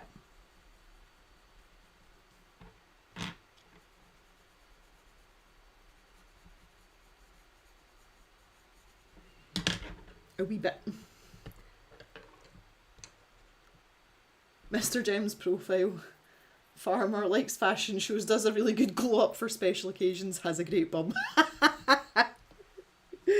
I would say that's fairly accurate. Yeah. Poor Mr. Jem. I'm actually I'm moderately concerned for him. I spoke to him at about 7 o'clock last night and he was already drunk. I don't think they would have been late to bed last night and they're supposed to be going go-karting this morning. I don't know how many of them are going to make it to go-karting. Oh dear, I was just like, because he's so funny. Mr. Jem is a hilarious drunk as well. He doesn't drink very often, but when he does, he's incredibly funny. But he was almost like past that point last night and he phoned me to tell me that he was okay, he was upright and that he loved me. I was like, good job, go to bed. 5 to 7. Oh. Get Mr. Jem some American football pants, they're great bum pants. Mr. Snook may have some or not. American. Oh, bum pants, I love it. Drunk in charge of a go-kart. Well, I don't even think half of them are going to make it, honestly, Jan. Another point for the profile is a hilarious drunk. Oh, he's funny. He's a very agreeable drunk. And which is good because he's quite a big guy, so I don't have any issues manoeuvring him. And if you tell him it's time to go home, he's like, okay. He just like toddles along with you. It's really, really funny. It's one of the things I really like about him. He also, when he's had quite a bit to drink, he likes to steal things. Like he turns into a bit of a tea leaf. And it's not anything of value, or he doesn't want to steal from people like to spite them, but he's just like, oh, shiny, and he just like, oh, I'll have that. And I've had to take a few things off him when we've been out and I don't know where it comes from, but he does that sometimes as well. That was the story about our knife that we cut our wedding cake with. I'm sure I've told that story before, but Mr. Jem was involved in that and there was a theft. Not at the wedding, like how we acquired the knife in the first place that we used to cut our wedding cake on our wedding day. It's quite funny. Anyway, right, guys, this is like, I'm really, really happy with this. As I say, I mean, we've got a long way to go. There's a lot of work still to do. But as a starting point, like in an hour and a half, this is great. I'm really, really pleased with it, and thank you so much for your input to help me get started with this. I think as well, thinking about these as a pack of stickers, if we've got this blue one, it's really nice to have like bright, colourful and varied, because we're going to have pink for the other hand as well, and the hillbilly sticker is going to have green in it. It's going to be like green and yellow, so I think this is going to be like quite a nice, well-rounded set of stickers. So when he's drunk, he's a magpie. Yeah, that's a really good description, Ulrika. Hello, Lioness Feather. How are you? I need to email you. I haven't forgotten about you, and I don't want you to think that I don't care and I'm not grateful. You're on my list, Lioness Feather. Anyway, good morning. How are you? Yeah, no, that's a really good start. Really happy with that, and I'm really thankful for your input with this as well. I'm going to have a wee bit of a play with that. Right, so we're going to change gears now. I am going to put this away and I'm going to get the gouache paint something out, so I'm going to kind of like change the setup on the desk. I'm also going to go and sort Pip out because it's time for her to go outside. I'm quite happy to let the stream run on, like this doesn't need to finish at 8:30. We'll have a good run with the gouache. We'll do a good bit of painting. We might run to maybe 9, 9:30, something like that. As long as you all want to stay, I'm happy to do that. I don't know whether will I get changed out in my pyjamas, or do you want me to stay in my pyjamas? Who's getting married? It's one of our close friends from where we, like from the last cave, basically. It was people that we made friends with there. Mr. Jem and the groom are, I wouldn't say they're best friends, but they're pretty close friends. Mr. Jem is an usher for the wedding as well. Whatever is more comfy for you. Stay in your pyjamas. Yes, Pam likes the pyjamas. Okay, right, I'll stay in pyjamas. Okay, guys, oh, jokes just rocketed out the door. Okay then. Yeah, talk amongst yourselves. I'm going to be a few minutes by the time I sort Pip out and painting stuff. So if you can amuse yourself for a few minutes, I'll be back as soon as I can.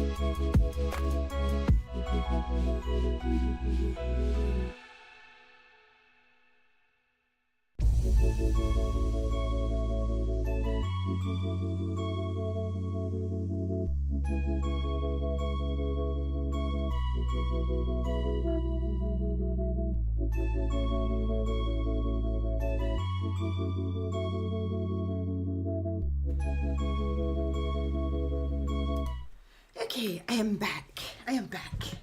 What have y'all been chatting about while I've been away?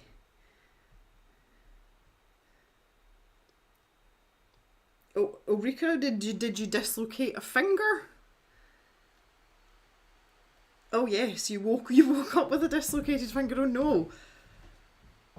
A ring finger on my left hand was out of place. Ugh. Popped it up, popped it back and taped it up. That's the way forward. Porridge. Dislocations in porridge. Okay.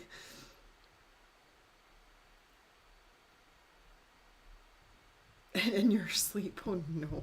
Yeah, we have that as a fairly frequent injury for obvious reasons, farming.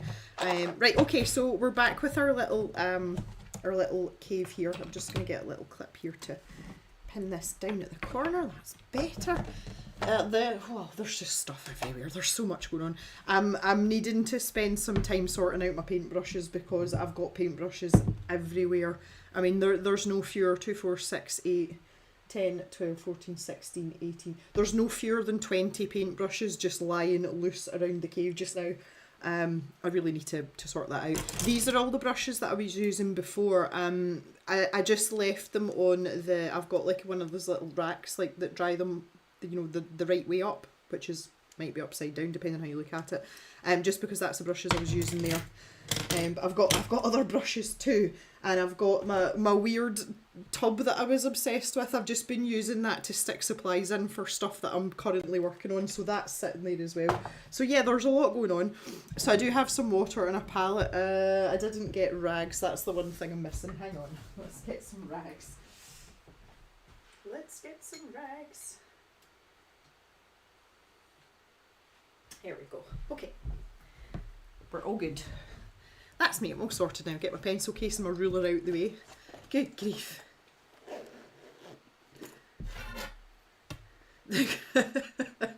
What a lovely problem to have. The paintbrush is not the dislocated finger. Yeah. It's a lot.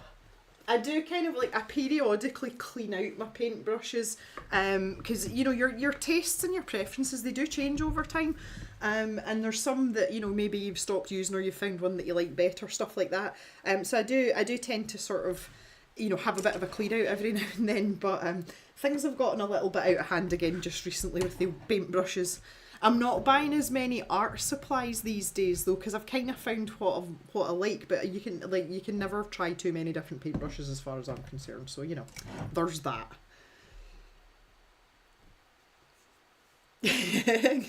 April's got some coffee, so she's all in. Well, that's me. I've got a fresh cup of tea now as well in my new mug, my Need tea mug. I got that at the range I was talking about earlier. Because we're getting our new kitchen, we have a lot more cupboard space, and I have been living with a very pared down kitchen in terms of what's actually in the kitchen. So I said to Mr. Jem, let's get some more tea mugs because it's something we're kind of always short of. So we got him one, and it's got a big arrow that points up and it says this is what awesome looks like. It just massages his ego a wee bit, you know.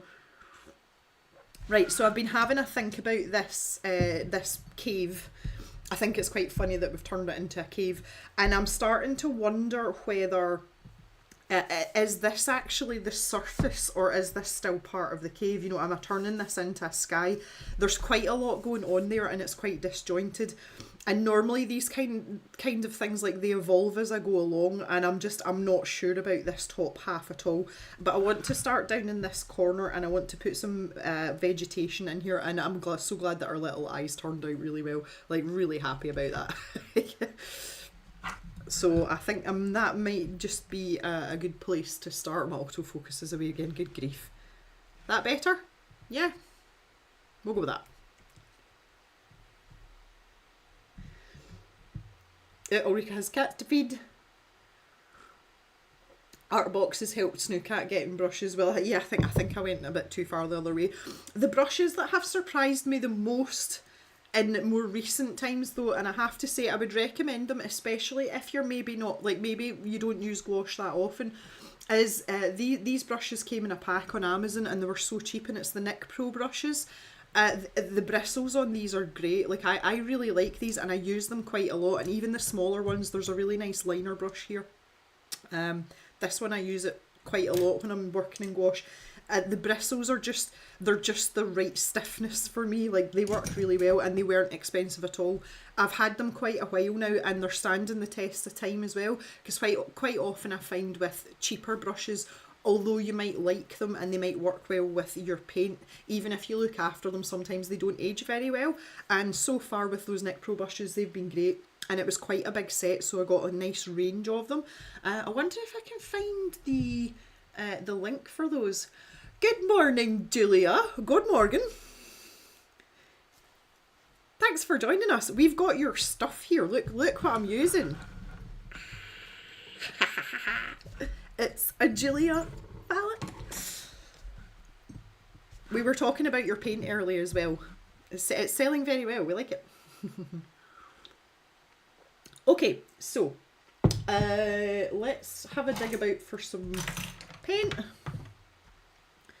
Got my little tub of gouache here, and if you remember, we were mixing that with some of the darker colours to use for the vegetation here. So we'll probably do a mixture of that, and I've got my the good old trusty Talons white as well. So let's get going with this. Use one of these bigger brushes to mix some colour. I wonder if I never really know which configuration to go in here, because I kind of want you to be able to see everything, but I still, you know, like, I want to be zoomed in on the pictures. Right, I'm going to have to move my tea out the way, hang on. Julia's hanging in there. Yeah. Hello, Cara Marinas, how are you? Good morning, good evening, good afternoon. Whatever time of day it may be for you. Right, so I'm just going to splodge a bit of that in there. Oh, that paint is really thick. Really, really thick. Right, so pop a bit of that next door. Such a pretty colour. Such a pretty colour. And then I'm going to grab this Aegean blue, is that the name of it? Yep, so this is the Arteza one. I really like this colour, and it seems to be quite a nice halfway house. You know, it's not indigo, but it's not ultramarine, it's kind of somewhere in the middle. I might actually just use that neat to get us started, you know that? I'm going to try... I've got a new paintbrush here. This is, I don't know if any of you follow her on Instagram at Ruth Wilshaw. Her gouache paintings are absolutely lovely. And she uses these brushes. So these are the King Art Gold brushes. And I thought I would try a little number 2 round because again, that's a size, you know, it's small. That's a size that I would use a lot. So I haven't actually tried this yet. So let's have a wee bash with this and see what it does. I'm going to have to make sure I roll my sleeves up for this though. Can't be getting paint on the new pyjamas. So yeah, I feel like that this little corner, I'm quite happy with the contrast and everything, but I just feel like it's a little bare, you know, it's just needing a little something something. So let's pop in some vegetation. Maybe there's a little one of these plants, you know, like these ones down here. Maybe there's one of these growing here. Unidentified strange plants. Because why not? Yeah, that looks kind of cute. Do we want to zoom right in? Like, do we want that to... Because we're working in pretty teeny tiny stuff here. There we go, that's better.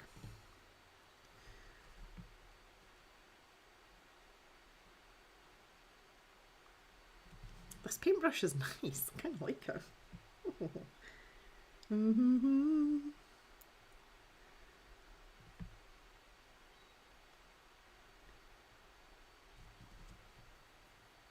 I'm having trouble deciding what these dark patches are.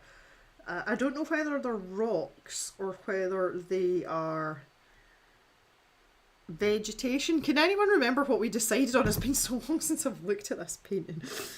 I feel like I want to add a little bit more in here as well. Like I just want to sort of define that a little bit more. Let's get a darker colour. It wasn't Prussian blue. I've got a little bit of ivory black here and I only need like a tiny amount of this. It's just the Winsor & Newton gouache. That's my kind of go-to gouache. See, it's easy to get hold of here. And it's not too badly priced and it's fairly consistent. Yeah, I kind of like this little paintbrush. I think this was a good choice.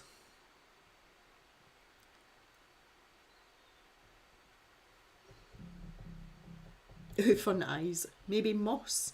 I think we said brushes or something. Otherwise the eyes wouldn't really be able to look through. Oh, bushes. Sorry, I've read that as brushes. I've got brushes on the brain this morning. Bushes. Yeah, because the eyes wouldn't be peeking through otherwise. That is a very good point, Thea. Good point, well made. And yes, I do want to add more glowing eyes. I'm thinking maybe over this side, so I don't know, maybe darken down this left-hand side a bit later on. This, and in terms of WIPs, this and Mr. Chubbs, these are kind of like a priority now. So any spare time I've got, I'm going to spend on these because I'd like to get them finished up. They've been sitting long enough now. So that's kind of a plan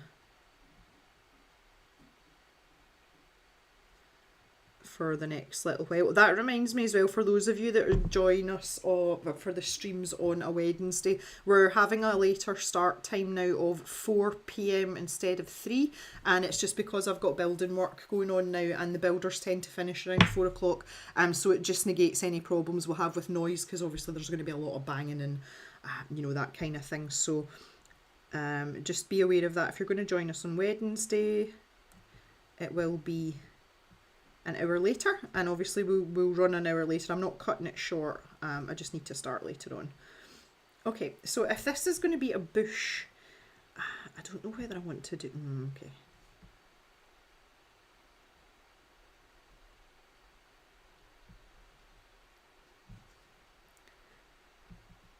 I'll maybe work on this and build it up a little bit more. Look at his eyes. Whoa.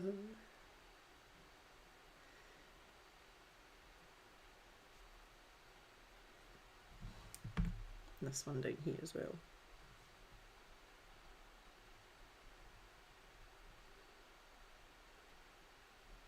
See, that's more of a shadow that's stretching out there. I might have done myself a disservice here. We'll see. Jen wants me to recall something, silly girl. Come on, Jan.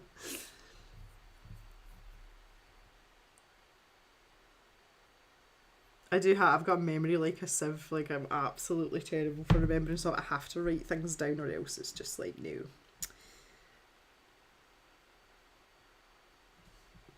This paintbrush is delightful. We're really into this. Let's pop another one of these up here.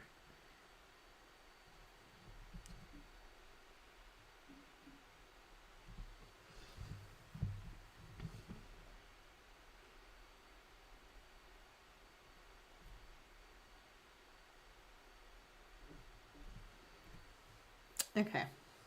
A bit happier with that. And I think we'll have some, I just want to water this down a wee bit. I was going to fix my flash as well because that went a bit wrong last time. I remember now. Just put some grasses up here. Some grasses, because why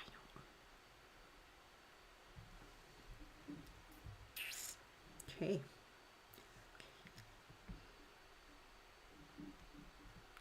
Maybe just add a wee bit more in there because we can.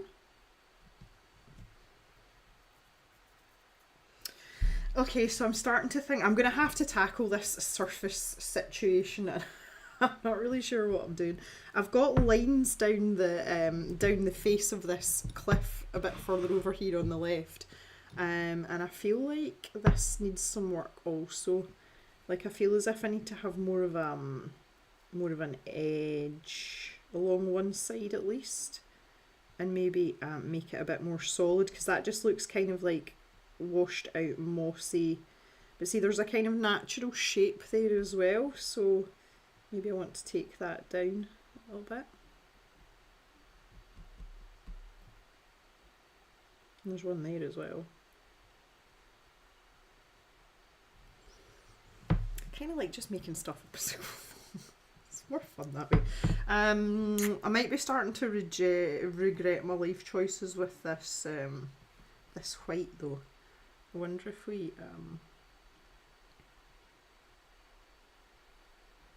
can maybe just start. It's very stark, I think, is my issue. Because I think at one point I was going to make it into snow, wasn't I? Is that where I was going with that? See, it was so long ago, and this is the problem with spending so long and jumping between pieces. Like, I do actually forget my intentions if it's not blatantly obvious, you know, from the get-go. So, yeah.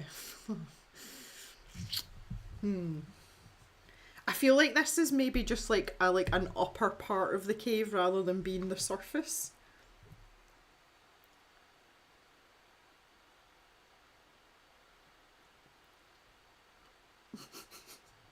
Her cat just wants to cuddle with him on the toilet, and I'm not so keen on that. Typical cat behaviour, yeah, agreed. I'm so glad I don't have cats. I have had cats in the past. I don't think I would have another cat now. The dogs are plenty for me. Saying that, Julia knows all about having the squillion dogs. She's had loads of dogs. Right, okay. I think I'm just kind of like pondering this, and I think I'm going to try and squeeze another set of eyes in here, so I'm going to darken this down. So I'll do that first and give that time to dry. And I'm going to use this violet colour, and I'll mix it in again just with a tiny bit of that ivory black, and we'll just make this a ledge, and we'll make that really dark in there. We'll worry about all the surrounding bits, you know, when it comes. We'll worry about that when we get there, but let's just... I want more eyes. That's what we're focusing on. My friend had a dog that wanted to sit in your lap when we were on the loo. Pip tries to come up for a cuddle when you're on the loo. That's what she puts, like her front paws up on your legs, and you're like, please don't dig your clothes in. But she is very gentle, like although she's quite enthusiastic, shall we say, she's actually quite gentle. I don't know how she manages that balance, but she does. Right, let me just pull some of this out. See what this looks like on its own. Oh, that might be dark enough on its own. Okay. I'm just going to create a really defined edge there.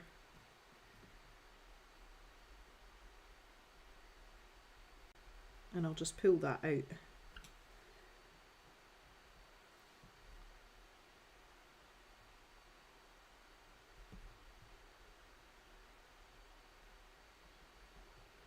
Yeah.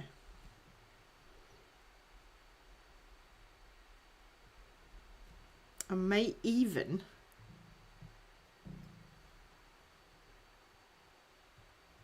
bear with me. I might even pull that down a little. I could maybe just add that in there.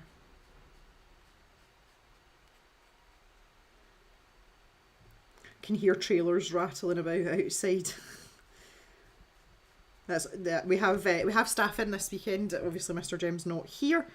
I could put some eyes in there as well, couldn't I? Make that darker too.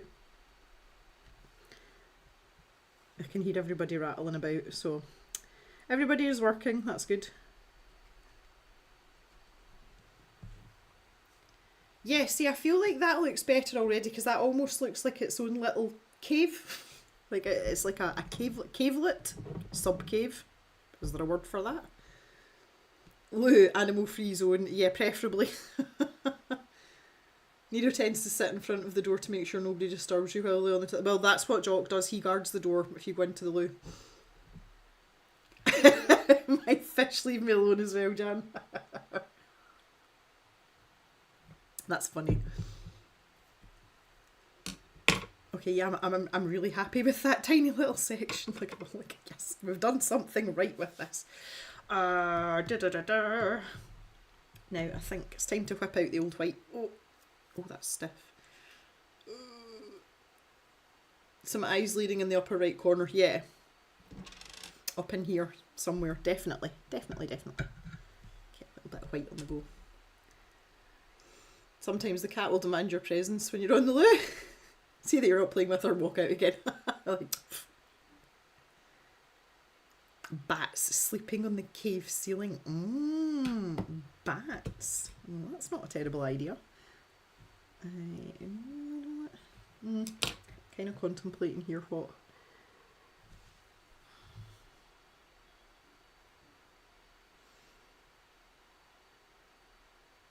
I'm not sure about this bit either. This is because these were rocks. Let's just, and I'm kind of jumping about here, but I'm trying to go with these ideas as my brain's kind of like developing them. And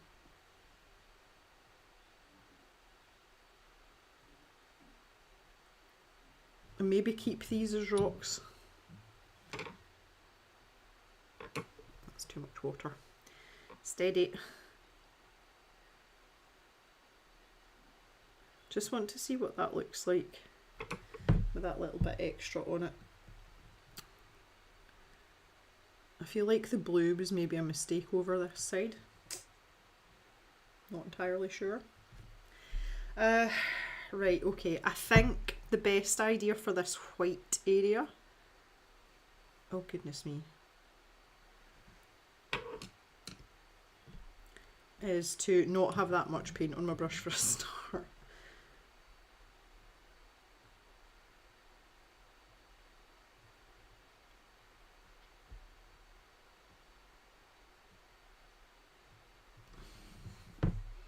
Maybe it's some kind of jaggy, spiky, grassy stuff.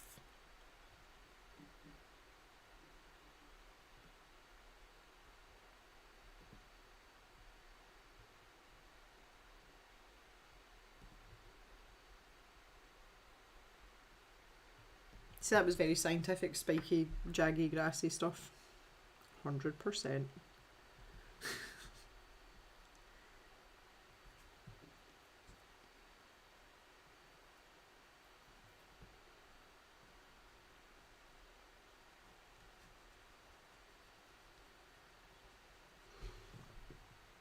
Not entirely sure where that's going. Not convinced that's a thing.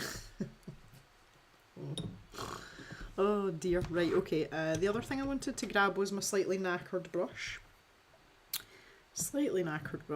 And go back to this Aegean blue. Could really do with a scrap of paper here. Oh, look, there's the back of a test pointy point. That was something very wrong with my printer on that one. Just get this brush quite dry. That's better. And start to create the underside of this ledge. Definitely making that into a ledge. Yeah. And maybe we can have some little bits hanging down. We'll say we'll work on that. This is the thing I really like about gouache, is just being able to like build everything up. So even if you're not entirely happy with what things look like initially, you've got plenty of room to mess about. Okay. All right.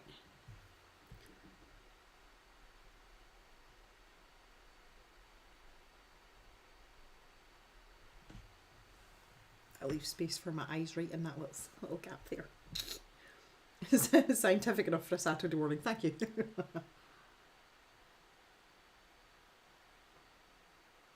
I like bats too. My experience with bats, Mauritian fruit bats are my favourite. Having experienced them on my honeymoon, they're absolutely hilarious. They're very good fun. And they seem to be quite sociable. They hang about in groups. So yeah, that's nice. I like that. I'm happy covering up a lot of this white. Like, that's made me a wee bit happier about the situation, for sure. I think I want a wee bit of a darker colour though. I might just stick with this Aegean blue. See what happens.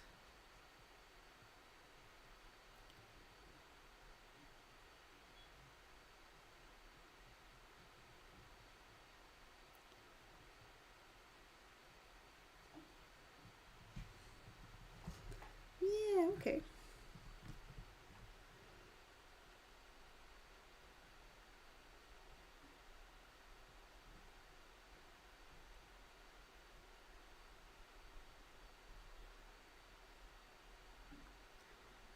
Add in a wee bit more there. This is just what's left of my brush. I've not added anything else to it.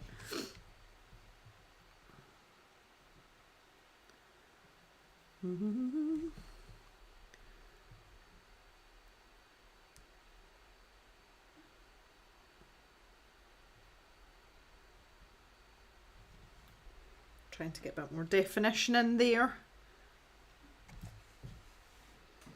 Experiencing bats on my honeymoon. There's a sentence you don't hear every day. I experienced a lot of things on my honeymoon.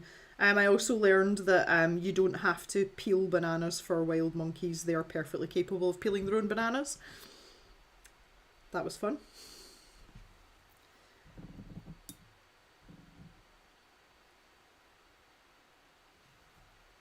Right, now I'm thinking about colours for the set of eyes over here. Offensive orange. Or do I stick with the yellow from down there? I think orange might be more fun. I'll have to give that some thought as well. I am going to need a super teeny tiny brush for that though. Maybe this one. So this is the little Art Space 3/0. That's a weeny brush. weeny. They're very efficient at peeling bananas, yes. They're very quick at it. The monkeys were so cute though. We were on it was like a day boat tour, but it was like a little boat, and they take you around to like the other side of the island from where we were, And obviously the monkeys are used to tourists coming, so when they see the boats or they hear the engines, they start to come down out the trees towards the edge of the water. But there was one monkey in particular that was quite big, and he took a banana from my, like, out my hand, and then kind of sat and looked at me, and the guide that was with us handed him another banana, and he said, watch him. So the fat monkey took his banana, and all the rest of them just sat where they were and started to peel them and eat them. But he had like these 2 bananas, and he disappeared away up the tree. And there was a smaller monkey, and he handed one to the other monkey and then started peeling his own. So he was obviously getting for someone else that maybe didn't want to come down or couldn't come down. And I just thought that was absolutely freaking adorable. I was like, you look after your friend. That's good. I like that. I like that a lot.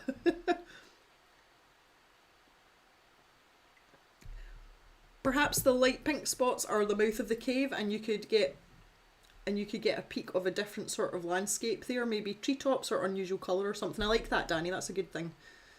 Good choice.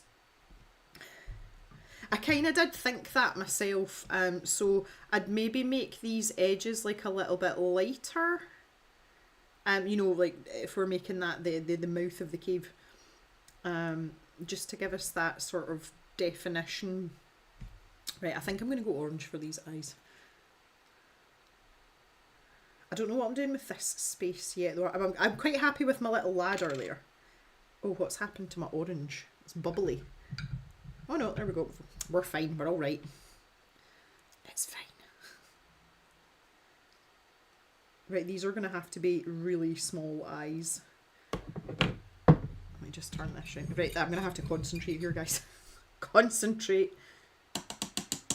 Teeny tiny brush.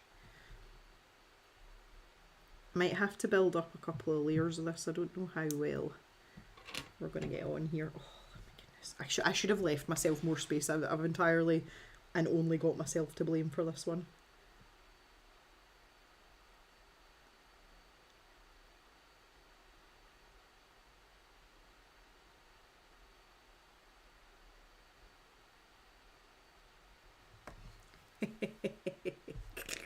That makes me disproportionately happy. I don't know why. Like, I really don't know why, but that's just so good. It's just like, it just tickles me. Whoa. In the space you could put a fire. Yeah. Oh, I quite like that idea. I quite like that idea, Jan. I could use some orange for that as well. Tie it in with that. Oh, you guys are just full of good ideas. Yeah, I'm happy with the little eyes peeking out there. That's good. I like that. I like that. I do want to. I feel as if I want dark in here. Do I really want to do that with it? I don't think I want to use the black for that though. I'm going to stick with this teeny tiny brush, and I'm going to grab a wee bit of this this dark purple colour. I might regret this, but I just feel as if I need a bit more contrast here. Try it on this one little bit.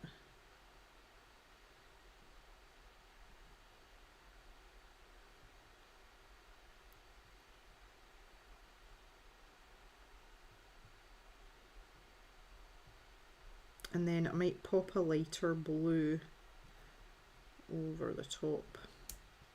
You know, just like a sort of highlight colour maybe. Oh, someone's pecking away out the feeder.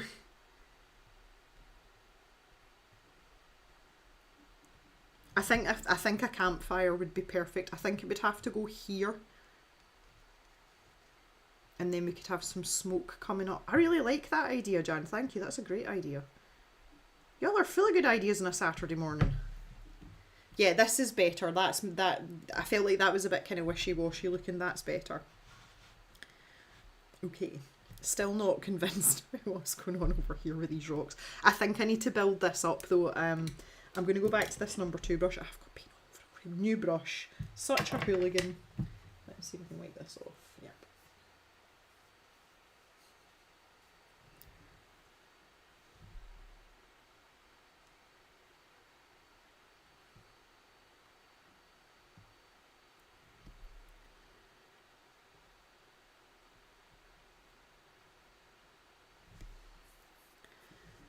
So I'm going to have to like really define some of these.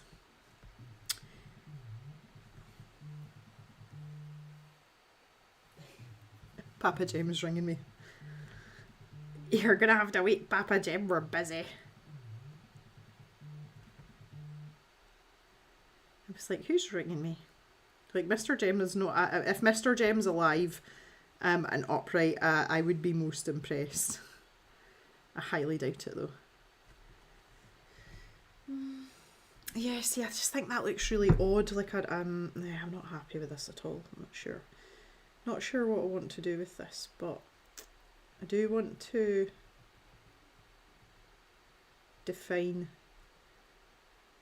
some of this a bit more.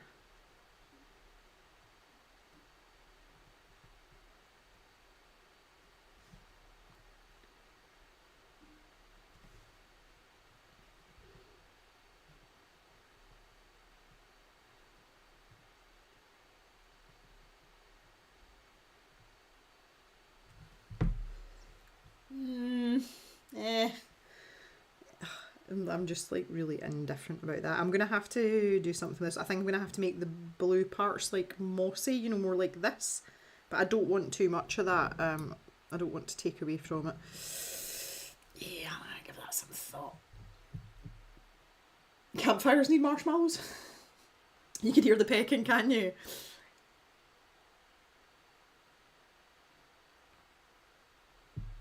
I think if I had more space, a tent might not be a bad idea. But in saying that, I'm not happy with this bit anyway. We could smooth that out, couldn't we? We could actually just paint over the top of it, and we could have a tent here. Like I'm thinking like a little teepee type one, and then we could have the fire beside it. That's not a terrible idea. I wouldn't even have to cut that off too much. I could stop it there. I could keep this big rock here, couldn't I?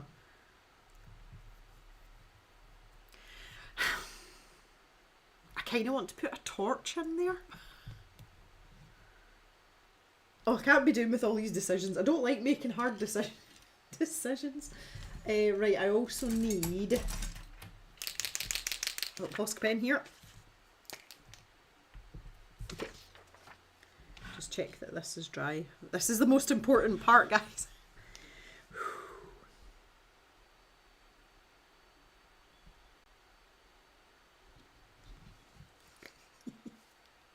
Simple things, Jem, simple things. I'm so easily amused, it's ridiculous. It's good though, isn't it? I'd come back to that spot, or maybe more inspiration could strike next time. Yeah, but this is the thing, and again, it's back to this, like, this is the part that I really enjoy. It's just like, well, we figure it out as you go along, and things can change. I kind of like Danny's idea of them making this the mouth of the cave. So I think what I'm going to do is grab the other purple that we were using, which was the lilac. Lilac purple. Yeah, same thing. I can't get the lid off this one either. Grip strength isn't great at the best of times. Come on now. Oh, there we go. That didn't take too much. I thought that was going to be so much harder than it was. Yeah, so I think we'll maybe start developing the, you know, and harden this up and actually make it solid so that it looks like a cave.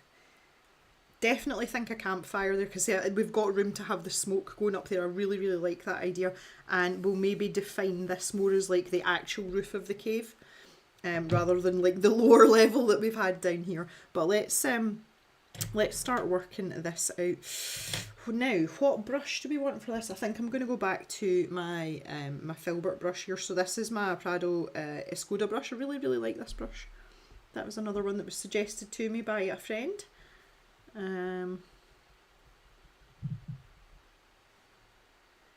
So let's put a little water spot there as well. So maybe a wee drip there. See, this is really just to define the edge. I'm not too worried about blending it out or anything. I just want to get this a bit more solid looking.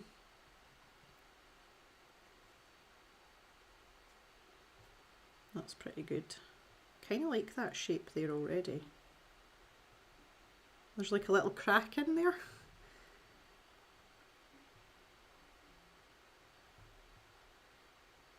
Let's keep the crack. That sounded so wrong. Keep the crack. Oh no. Okay, that's more aesthetically pleasing.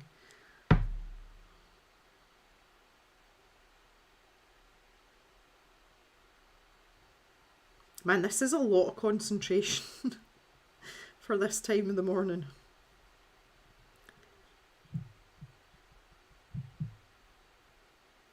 Tidy up my brush strokes there. I do love the fact that this has just come out of like sloshing some paint on the paper though and just seeing what happens. That's one of my favourite things.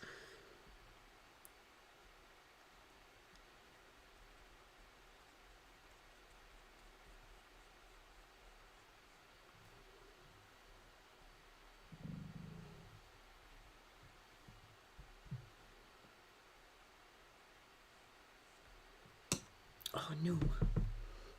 Oh no.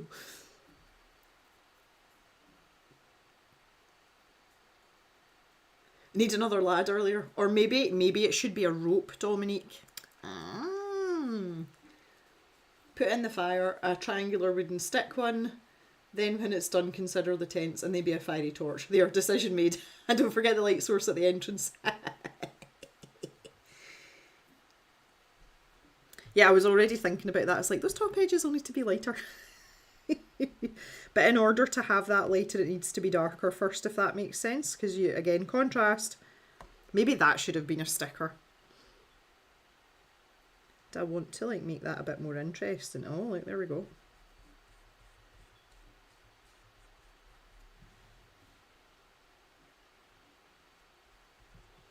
Right, I'm a bit happier with that. It's just a bit, you know, a bit more of like a solid edge. Better. Okay, I feel like that lets me work on this bit now. Like, I feel as if I'm getting on a lot better on this right hand side now than I was on the left hand side. But I don't know, I think we're getting there. It's quite busy down here. I'm thinking I might just take that sparkle out completely and just leave it looking like a geode. That is very busy down the bottom here. I don't know. Again, yeah, we'll see.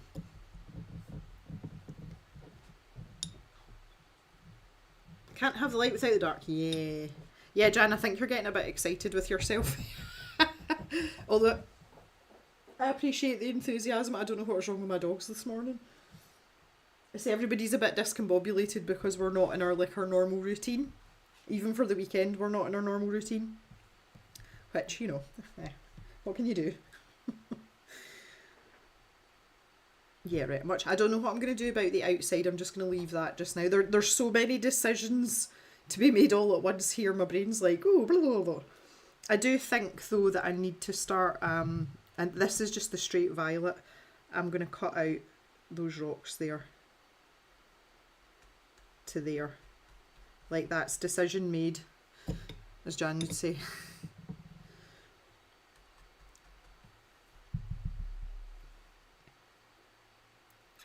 The funny yellow thing in the sky that's confusing you. I know, what's that? What is this yellow thing you speak of?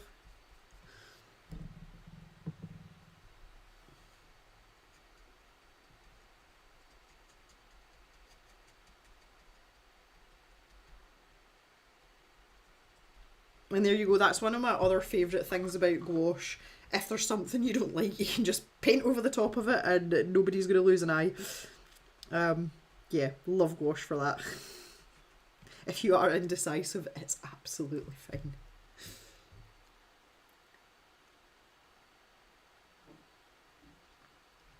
Yeah, I feel like, thanks Danny, I appreciate that. I feel that I've kind of like lost my way though, like I'm not following any sort of like sensible route. Even when I do things like this and I'm kind of making it up as I go along, I'm usually a bit more methodical than this, and I realise like how much I'm jumping about, you know, between the different aspects. But like, I don't know, it seems to be working for me, but I don't know, is it really annoying as a viewer to watch me just like go back and forth and be like, oh god, she's away again? I feel like these are like little ledges here, like there's lots of them, look. See, just the way the paint's kind of like settled. Maybe up to like there, or maybe they're like funny mushrooms or something that are growing. Ah, there's a thing. I'm gonna make these. I'm kind of going into Zelda territory here. I've been playing Tears of the Kingdom again. I've gone back to that. I think that's where the mushroom vibe's coming from. There are very like electric blue mushrooms. In fact, did I not paint them in a picture at one point? I'm pretty sure I did.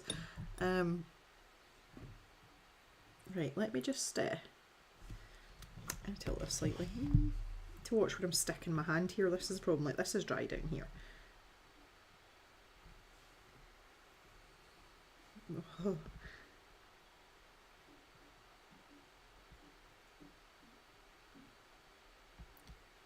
Pick, pick, pick. Yeah, they look a little bit more like mushrooms. Excited by the prospect of mushrooms.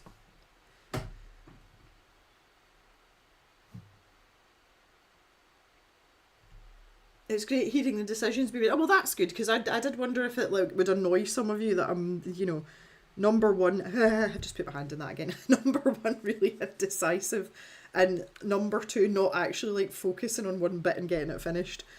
I think if I was watching myself I would be annoyed with myself. I don't know. It's just one of these pictures though, and one of the things about doing art for me is just trying to let go of being really regimented, because I'm so regimented with everything else in my life, and it's kind of like try and let go a little bit,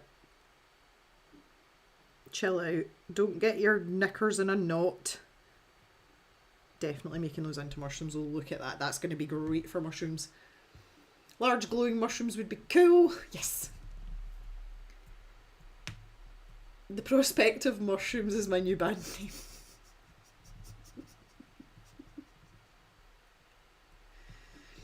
Well, why don't you just do what I did, just slap down some paint on a bit of paper and see if you can find some shapes and just start making them into things. So something will happen.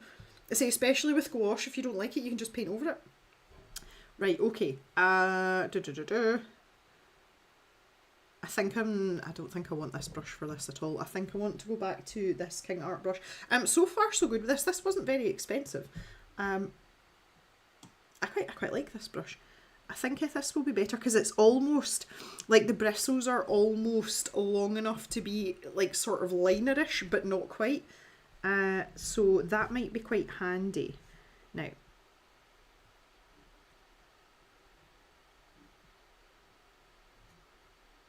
again, we'll build the colours up on the mushrooms. I just want to try and get the shape in first. So that's them. They've got little stalks now, which is great. And we'll build the layer up on top, you know, so that they look as if some are sitting in front of others. Okay, in this top corner now, I'm going to darken this down so that I can get some more eyes in there. And then once we've got some detail in the mushrooms, that side's kind of like finished. So at least we can, you know, I'm very much a person that likes to feel as if I've accomplished something. And I think sometimes if I don't get that, I feel a bit dissatisfied and feel as if like I've not wasted my time, but I've just not been as productive as I could have been. So this is the Prussian blue, and that was the colour we were going with up there. Oh my goodness, I'm just making a mess. Just making a mess. So let's go back to this Filbert, I think. This is kind of like a go-to brush for me, and I like picked the wrong size. Like I just decided on one of the middle size ones and I've picked the right size. That's number 10, and it seems to be a good midway brush. Oh, that's a wee bit of water in there. Is that really loud on the mic there? That wobbling about on the table. Oh, those birds are noisy now. So noisy. Again, want this really dark so that the eyes stand out.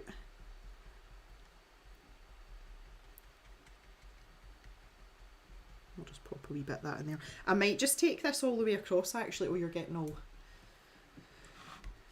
Yeah, because we did say we wanted to define the top of the cave. So let's just take that colour all the way and join it up with the other side. That kind of makes sense. Also, if you can hear that little tweet tweet, I'm not sure if it's maybe too quiet. That is one of the chaffinches. I stopped doing it now. And that's when other species of birds come near and he's in eating and he's basically telling them to piss off. Like, my territory. He's not a bully or anything, but when he's in there, he likes to be by himself. However, he does tolerate the sparrows, weirdly, but not the blue tits or the coal tits or the great tits. Lots of tits. You heard the tweet tweet? Yep. Good morning, Green Hat. How are you doing? Welcome, good morning. We're very perky here. Right, okay, so now I just want to just kind of make up a roof line there. It doesn't have to be, because I think we can get a bit more creative because we've got this blue here, but I just want to kind of map out a route for our blue. This blue's really pretty. I really like this colour. I should use it more often.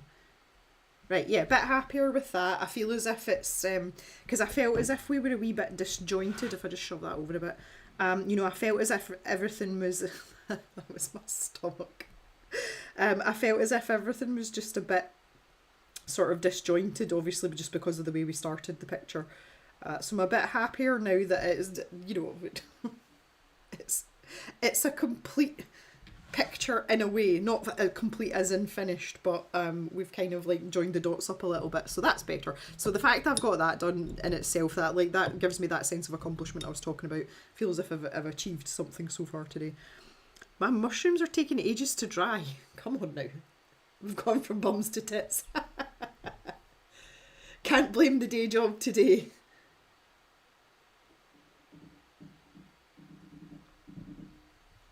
That's obnoxious. So I'm going for it. I don't even think there's that much left in that feeder. That's probably why you can hear it, because it's metal and they might be near the bottom. You know, like hitting the bottom. Okay. Oh. Right. Do we want some more of those mushrooms up here? I don't think that's a terrible idea either. I'm just thinking about putting them in while I've still got that paint, because it was a slightly mixed paint and I might not be able to fully recreate it. We all know how much that sucks. Thought I was going to sneeze there. No, we're all right. We're all right.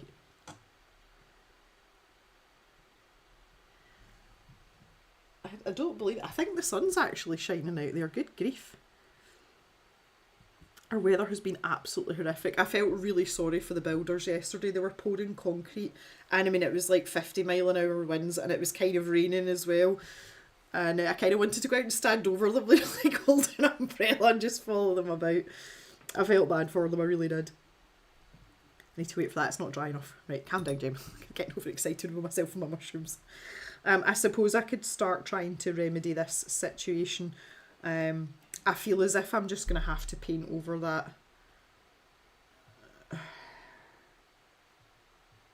I've got this violet colour here. I might start with that. I just want to take that white bit out. It's not sitting right with me. Let's grab some of this violet colour. I see I might have to redo this whole section. I kind of want to keep that geode feel though. And that was the lighter colour as well, which I've got. I mean, I've deliberately left all these paints out, and this is exactly why I do it. So that the sort of outer, the first ring was this lavender colour, which was the Artful Gouache. So let's see if I can fix this bit. Hey, Mr. Hat, I didn't realise you were here as well. We just had an ad break with a bleeped out swear. Really?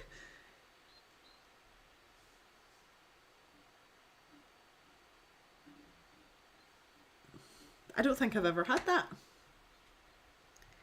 I've just never heard of it. No, I don't think I have either. That's weird, isn't it? Right, where am I putting my hand? I'll rest it there, that's fine.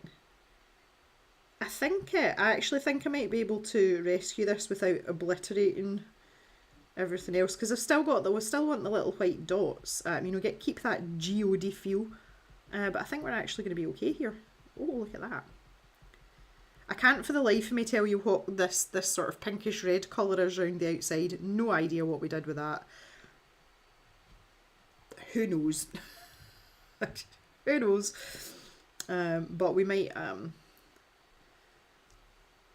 to... What colour would... Oh, wait a minute. Oh, no, I do have that colour. Hang on. Oh, this is going better than I thought it would. May I ask Mr. Hat what the ad was for and why there was a sweary word in it in the first place? Raspberry jam. Artful raspberry jam. That was the colour. Do you have bleeped out swear words in general in the UK? It very much depends. It very much depends. We tend just not to have sweary things before the watershed, which is 9 PM here. Anything that's on TV after that, there is sweary, then it's sweary, and nothing's bleeped out.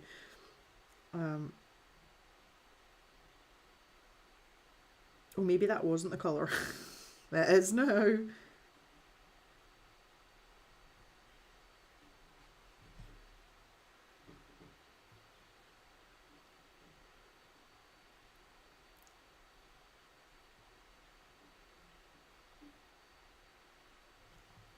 And then I think on the very outskirts we had some of that violet colour again.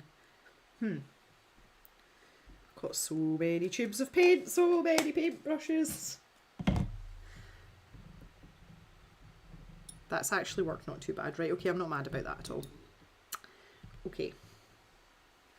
Yeah, violet. Alright, I'm making the executive decision. It's 9 o'clock. I'm not going to go much longer because my stomach's rumbling. Obviously I've not had breakfast yet. Oh, here comes someone. No. No, okay. And my stomach is rumbling. I can't, although I get up very early, and that's most days, I can't eat first thing, it's too early to eat, so I'm basically just running on 2 cups of tea at this point.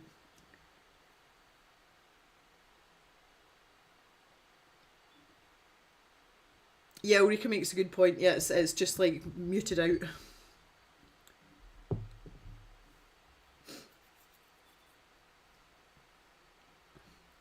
I think that was a fairly good save. Just saying.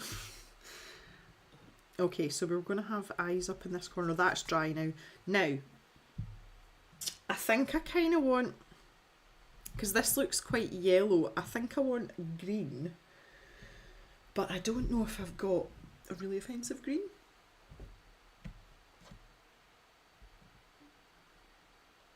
Mr. Danny is dying to know, what tea are you drinking? The same tea I always drink in the morning, and that is Yorkshire tea. It's just common or garden breakfast tea, but it is the only tea that's acceptable. Good old Yorkshire tea bag. And I like my tea strong, strong, only a little bit of milk in it. Right, I'm going to have to grab... I could mix an offensive, because that's technically, the ones down here were lime green, but I want them greenier than that, so I could mix a green. But I'm going to see if I've got an offensive green, just in a tube. See what we've got here. I must have something. You think with the amount of gouache I've got that I'll have something. I don't even have space to put this on the table. Oh, right, let's have a wee look. I've got the artful grassy green. I don't trust it though. That might have to be a second choice. Lemon yellow, no. I've got a sap green.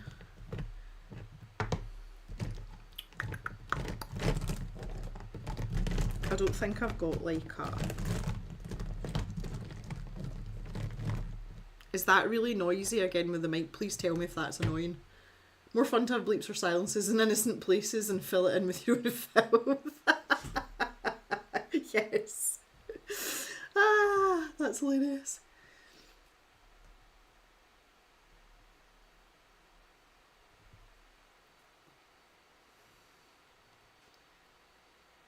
Yeah, do Red Dwarf did and just make up swear words. Yeah, that's quite good as well.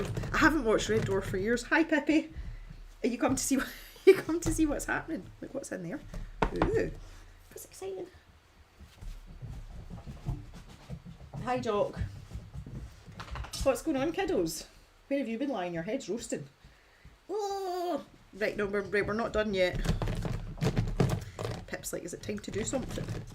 Yeah, I think I'm gonna have to go with one of these greens that we've already gone for.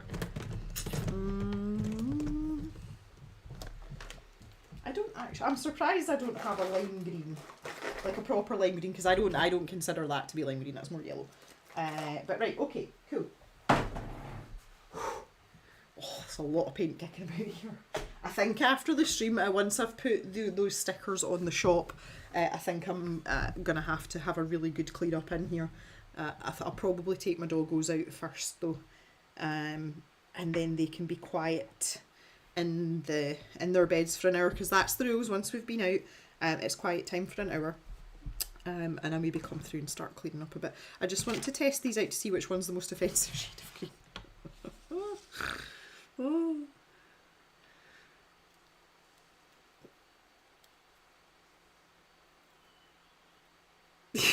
Tara used to make swear words up all the time. My favourite is pucker nuts.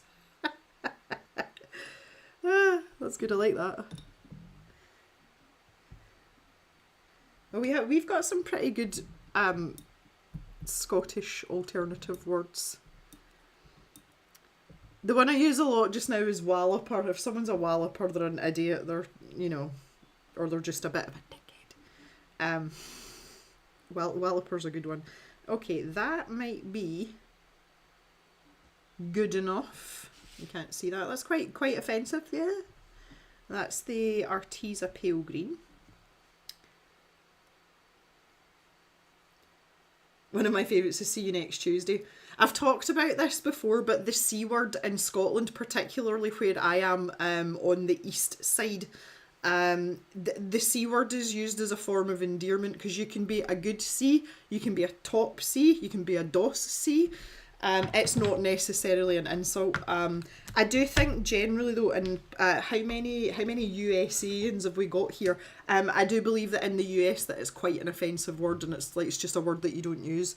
We quite like it. Obviously we do use it in the derogatory sense. It's not a word that I would use regularly personally. It's just not really part of my vocabulary, but there are occasions. That is more or less the same thing. I was hoping there would be a wee bit of a difference in that. Jan was watching Agent Carter on Disney the other day and could not believe some of the words they got through. Please give us an example. Everyone's a poo head in Green Hat's house.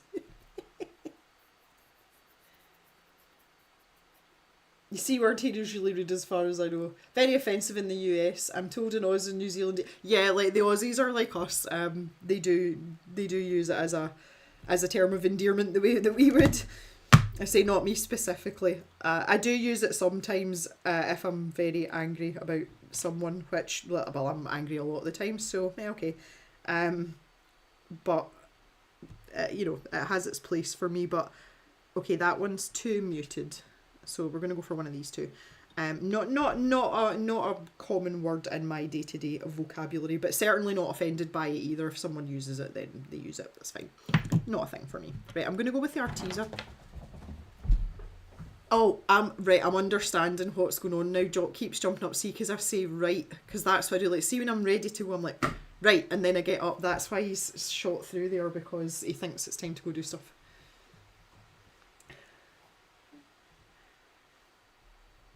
Bonus child has speech delay, and from the back of the car the other day, people are poo heads, get out of the way. Yes. As Kevin Bloody Wilson says, you can't say C in Canada. Have you heard of Wankstein become very popular in Oz? Yeah, that's an old one for us. I haven't heard that for ages, Pam. That's funny. Wankstein. Oh, I love how we've gone from bums to tits in the birdie sense, and now we're talking about wanks. God. Right, I better stop saying that because this video's got to go in a replay, and I've got to claim expletives. They might bleep me out. Not technically a sweary word, I suppose. Right, let's get some eyes on the go here. I love you guys. Ah, jeez. Yeah, it's an old one, Ulrika, isn't it? Ah. We're all quite mature here. Yeah, of course. Will I make these eyes bigger?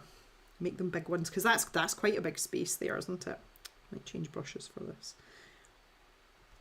At least my mushrooms are dry. I just realised I put my finger on them and was like, oh, that's dry.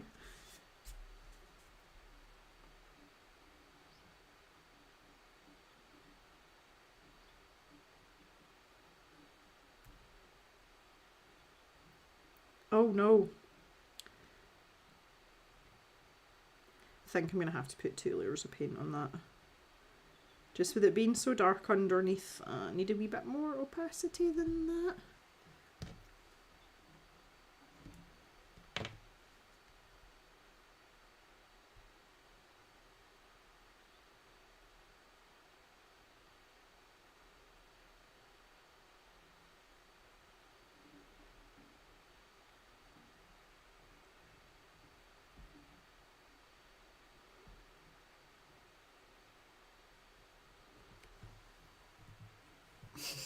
Right, I'll let that dry a wee bit and then I'll put some more on.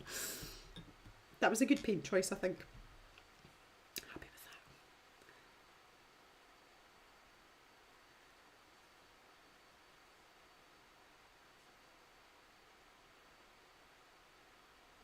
with that. Learning the F word and shouting it in the tram at 4 years old. Oh. Okay. Right, mushrooms, that was the other thing. I was like, what was I doing? I'm still using this same little brush. This little brush is doing the work today. This little Art Space 3.0, 3-stroke 0. God. Right, let's get some more mushrooms in. Woo! I can't remember. I'm trying to think of Zelda. Patty will probably be able to help me out here. The electric blue mushrooms, Patty, in Tears of the Kingdom and Breath of the Wild, are they chill shrooms? I can't actually remember what they're for, but I know that they're there. Don't touch the eyeballs, Gem. Yeah, let's have...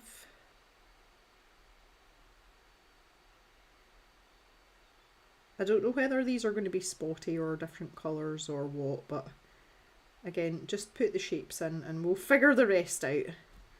We figure it out.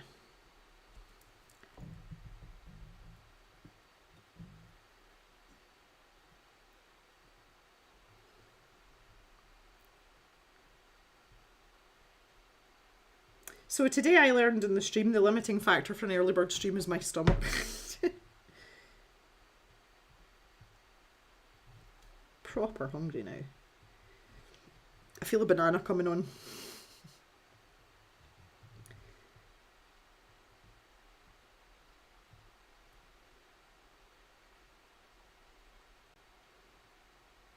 From there.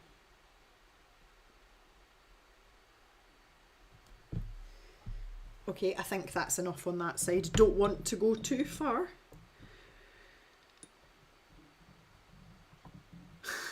I like that lioness feather, that's funny.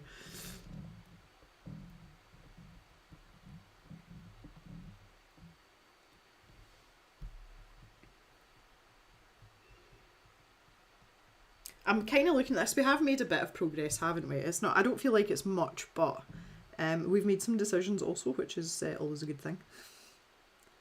About campfires and one thing and another.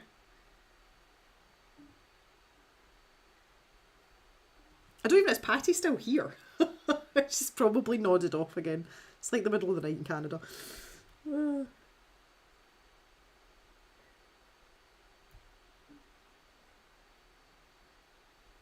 that didn't go well at all. What happened there? My paint stroke went horribly wrong there. Okay. Nice, nice, nice. I'm going to go back. I'm just going to finish my eyes up, guys, and then I'm going to call it after that because my stomach thinks my throat's been cut. Ooh. Laying down the base for next time. Yes.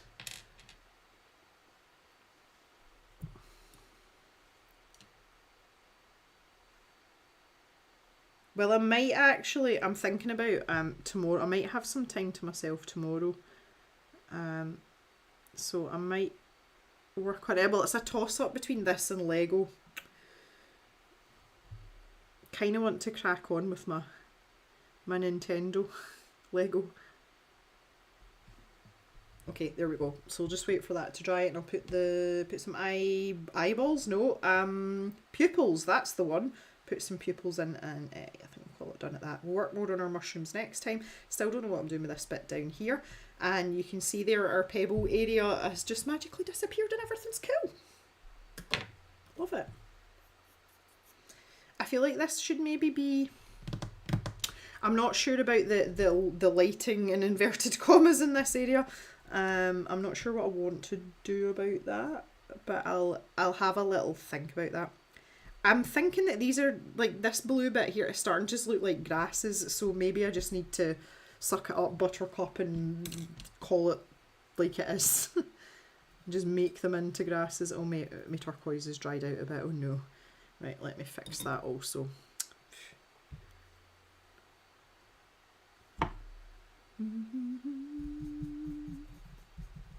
Reconstitute this a wee bit. Something I've noticed about this Artful gouache, see, since I've taken it out the tubes, which I felt I had to do because the tubes were terrible, these little containers are obviously not completely airtight, and it's becoming harder and harder to reconstitute the paint.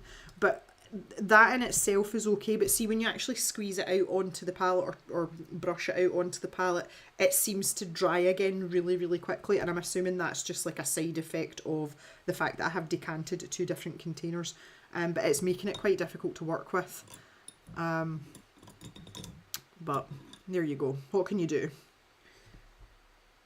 I'm not that, it's not like I absolutely love it as a brand of paint and it's like my favourite gouache. I'm not that bothered about it. But it's just something that I've noticed. What was I doing there? Grasses. Come on, Jem. Stop talking and concentrate. Jeez. Sorry, guys. Off on a tangent again. Yeah, I think I just need to suck this up and make this kind of like frondy something, like...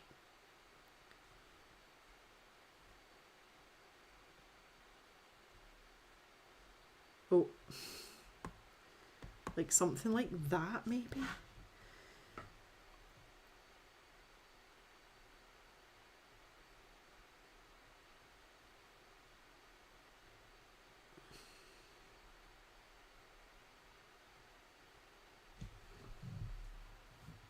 Does that look okay?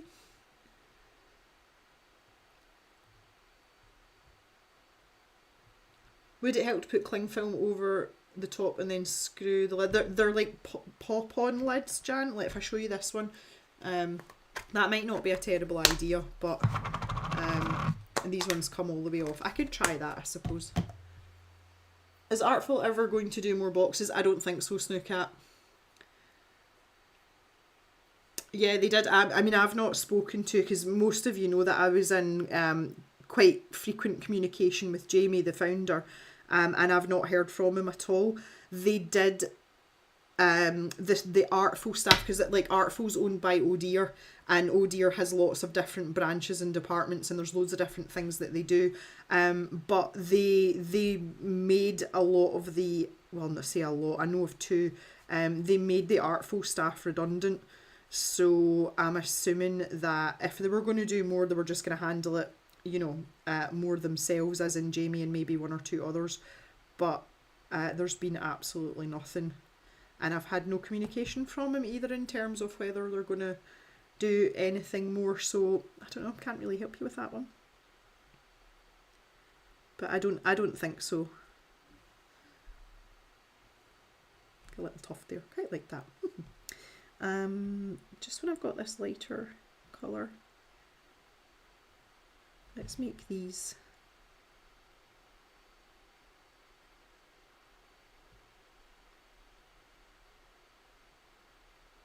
stand out a wee bit more. Yeah. I think I'm happier with that grass situation. I think I'm a lot happier.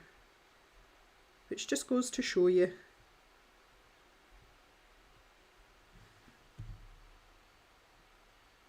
Yeah, okay. Pip seems a bit restless back there. Beeper, sup? You're so impatient, aren't you? Yes, I know. If you pet one, you've got to pet the other one. Yes, you're a good boy too. Right, I'll not be long, guys, I promise. Where are we again? A little thundering down the corridor. Oh, goodness me. They were awesome boxes. Yeah, I loved the artful boxes. I had so much fun with them. I felt that they were quite substantial as well, you know, just because it was the quarterly box and there was lots of stuff in the magazines. I would like just to have the magazines again personally. I don't need the art supplies. Just you chuck yourself down there, Beeper.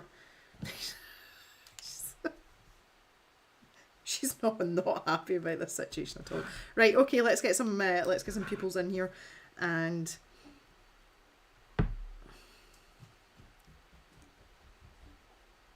we'll call it done after that. Oh yeah.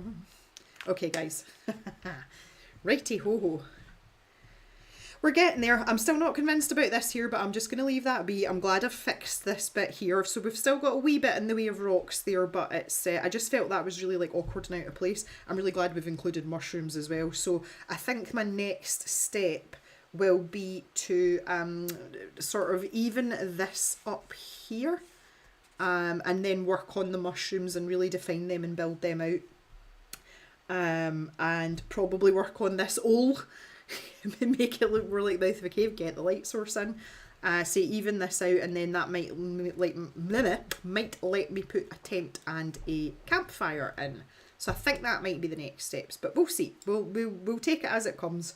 But I might work on this a wee bit more. Wednesday's stream will be Mr. Chubbs. I'm only working on Mr. Chubbs because I feel as if I've abandoned him, and I would like to. Can you stop being a hooligan, please? I'm nearly finished. I've lost my train of thought again. Yeah, Wednesday's stream will be just Mr. Chubbs, so we'll be all in pencil on Wednesday at the later start time of 4 PM as I mentioned. So that is it for today, guys. I want to thank you very, very, very much for coming joining me this morning. I've had such a good time. I've got a lot of mess to clean up this morning, but it's all good. And the sun is shining now, so I'm going to go and take my fruity pyjamas off and put some clothes on and get my doggies out for a walk. I hope that you all have a really good weekend and enjoy what's left of your day. Doesn't matter where you are. So let's have some pink other hands for everyone. And thank you very much for your input in terms of the stickers as well. It's very valuable and it was very helpful. I feel as if I had quite a productive time this morning. Yay! So hope to see some of you in the stream on Wednesday. There will be a Kirby video coming up. I'm planning on getting that out fairly quickly. And then after that, we have got 2 videos to do. We've got the other cave discovery video to do where we're going to use our pans to paint something, and I've got another video that I'm working on as well, so I'll get them out as soon as I can. Have a great day, everyone. Bye for now.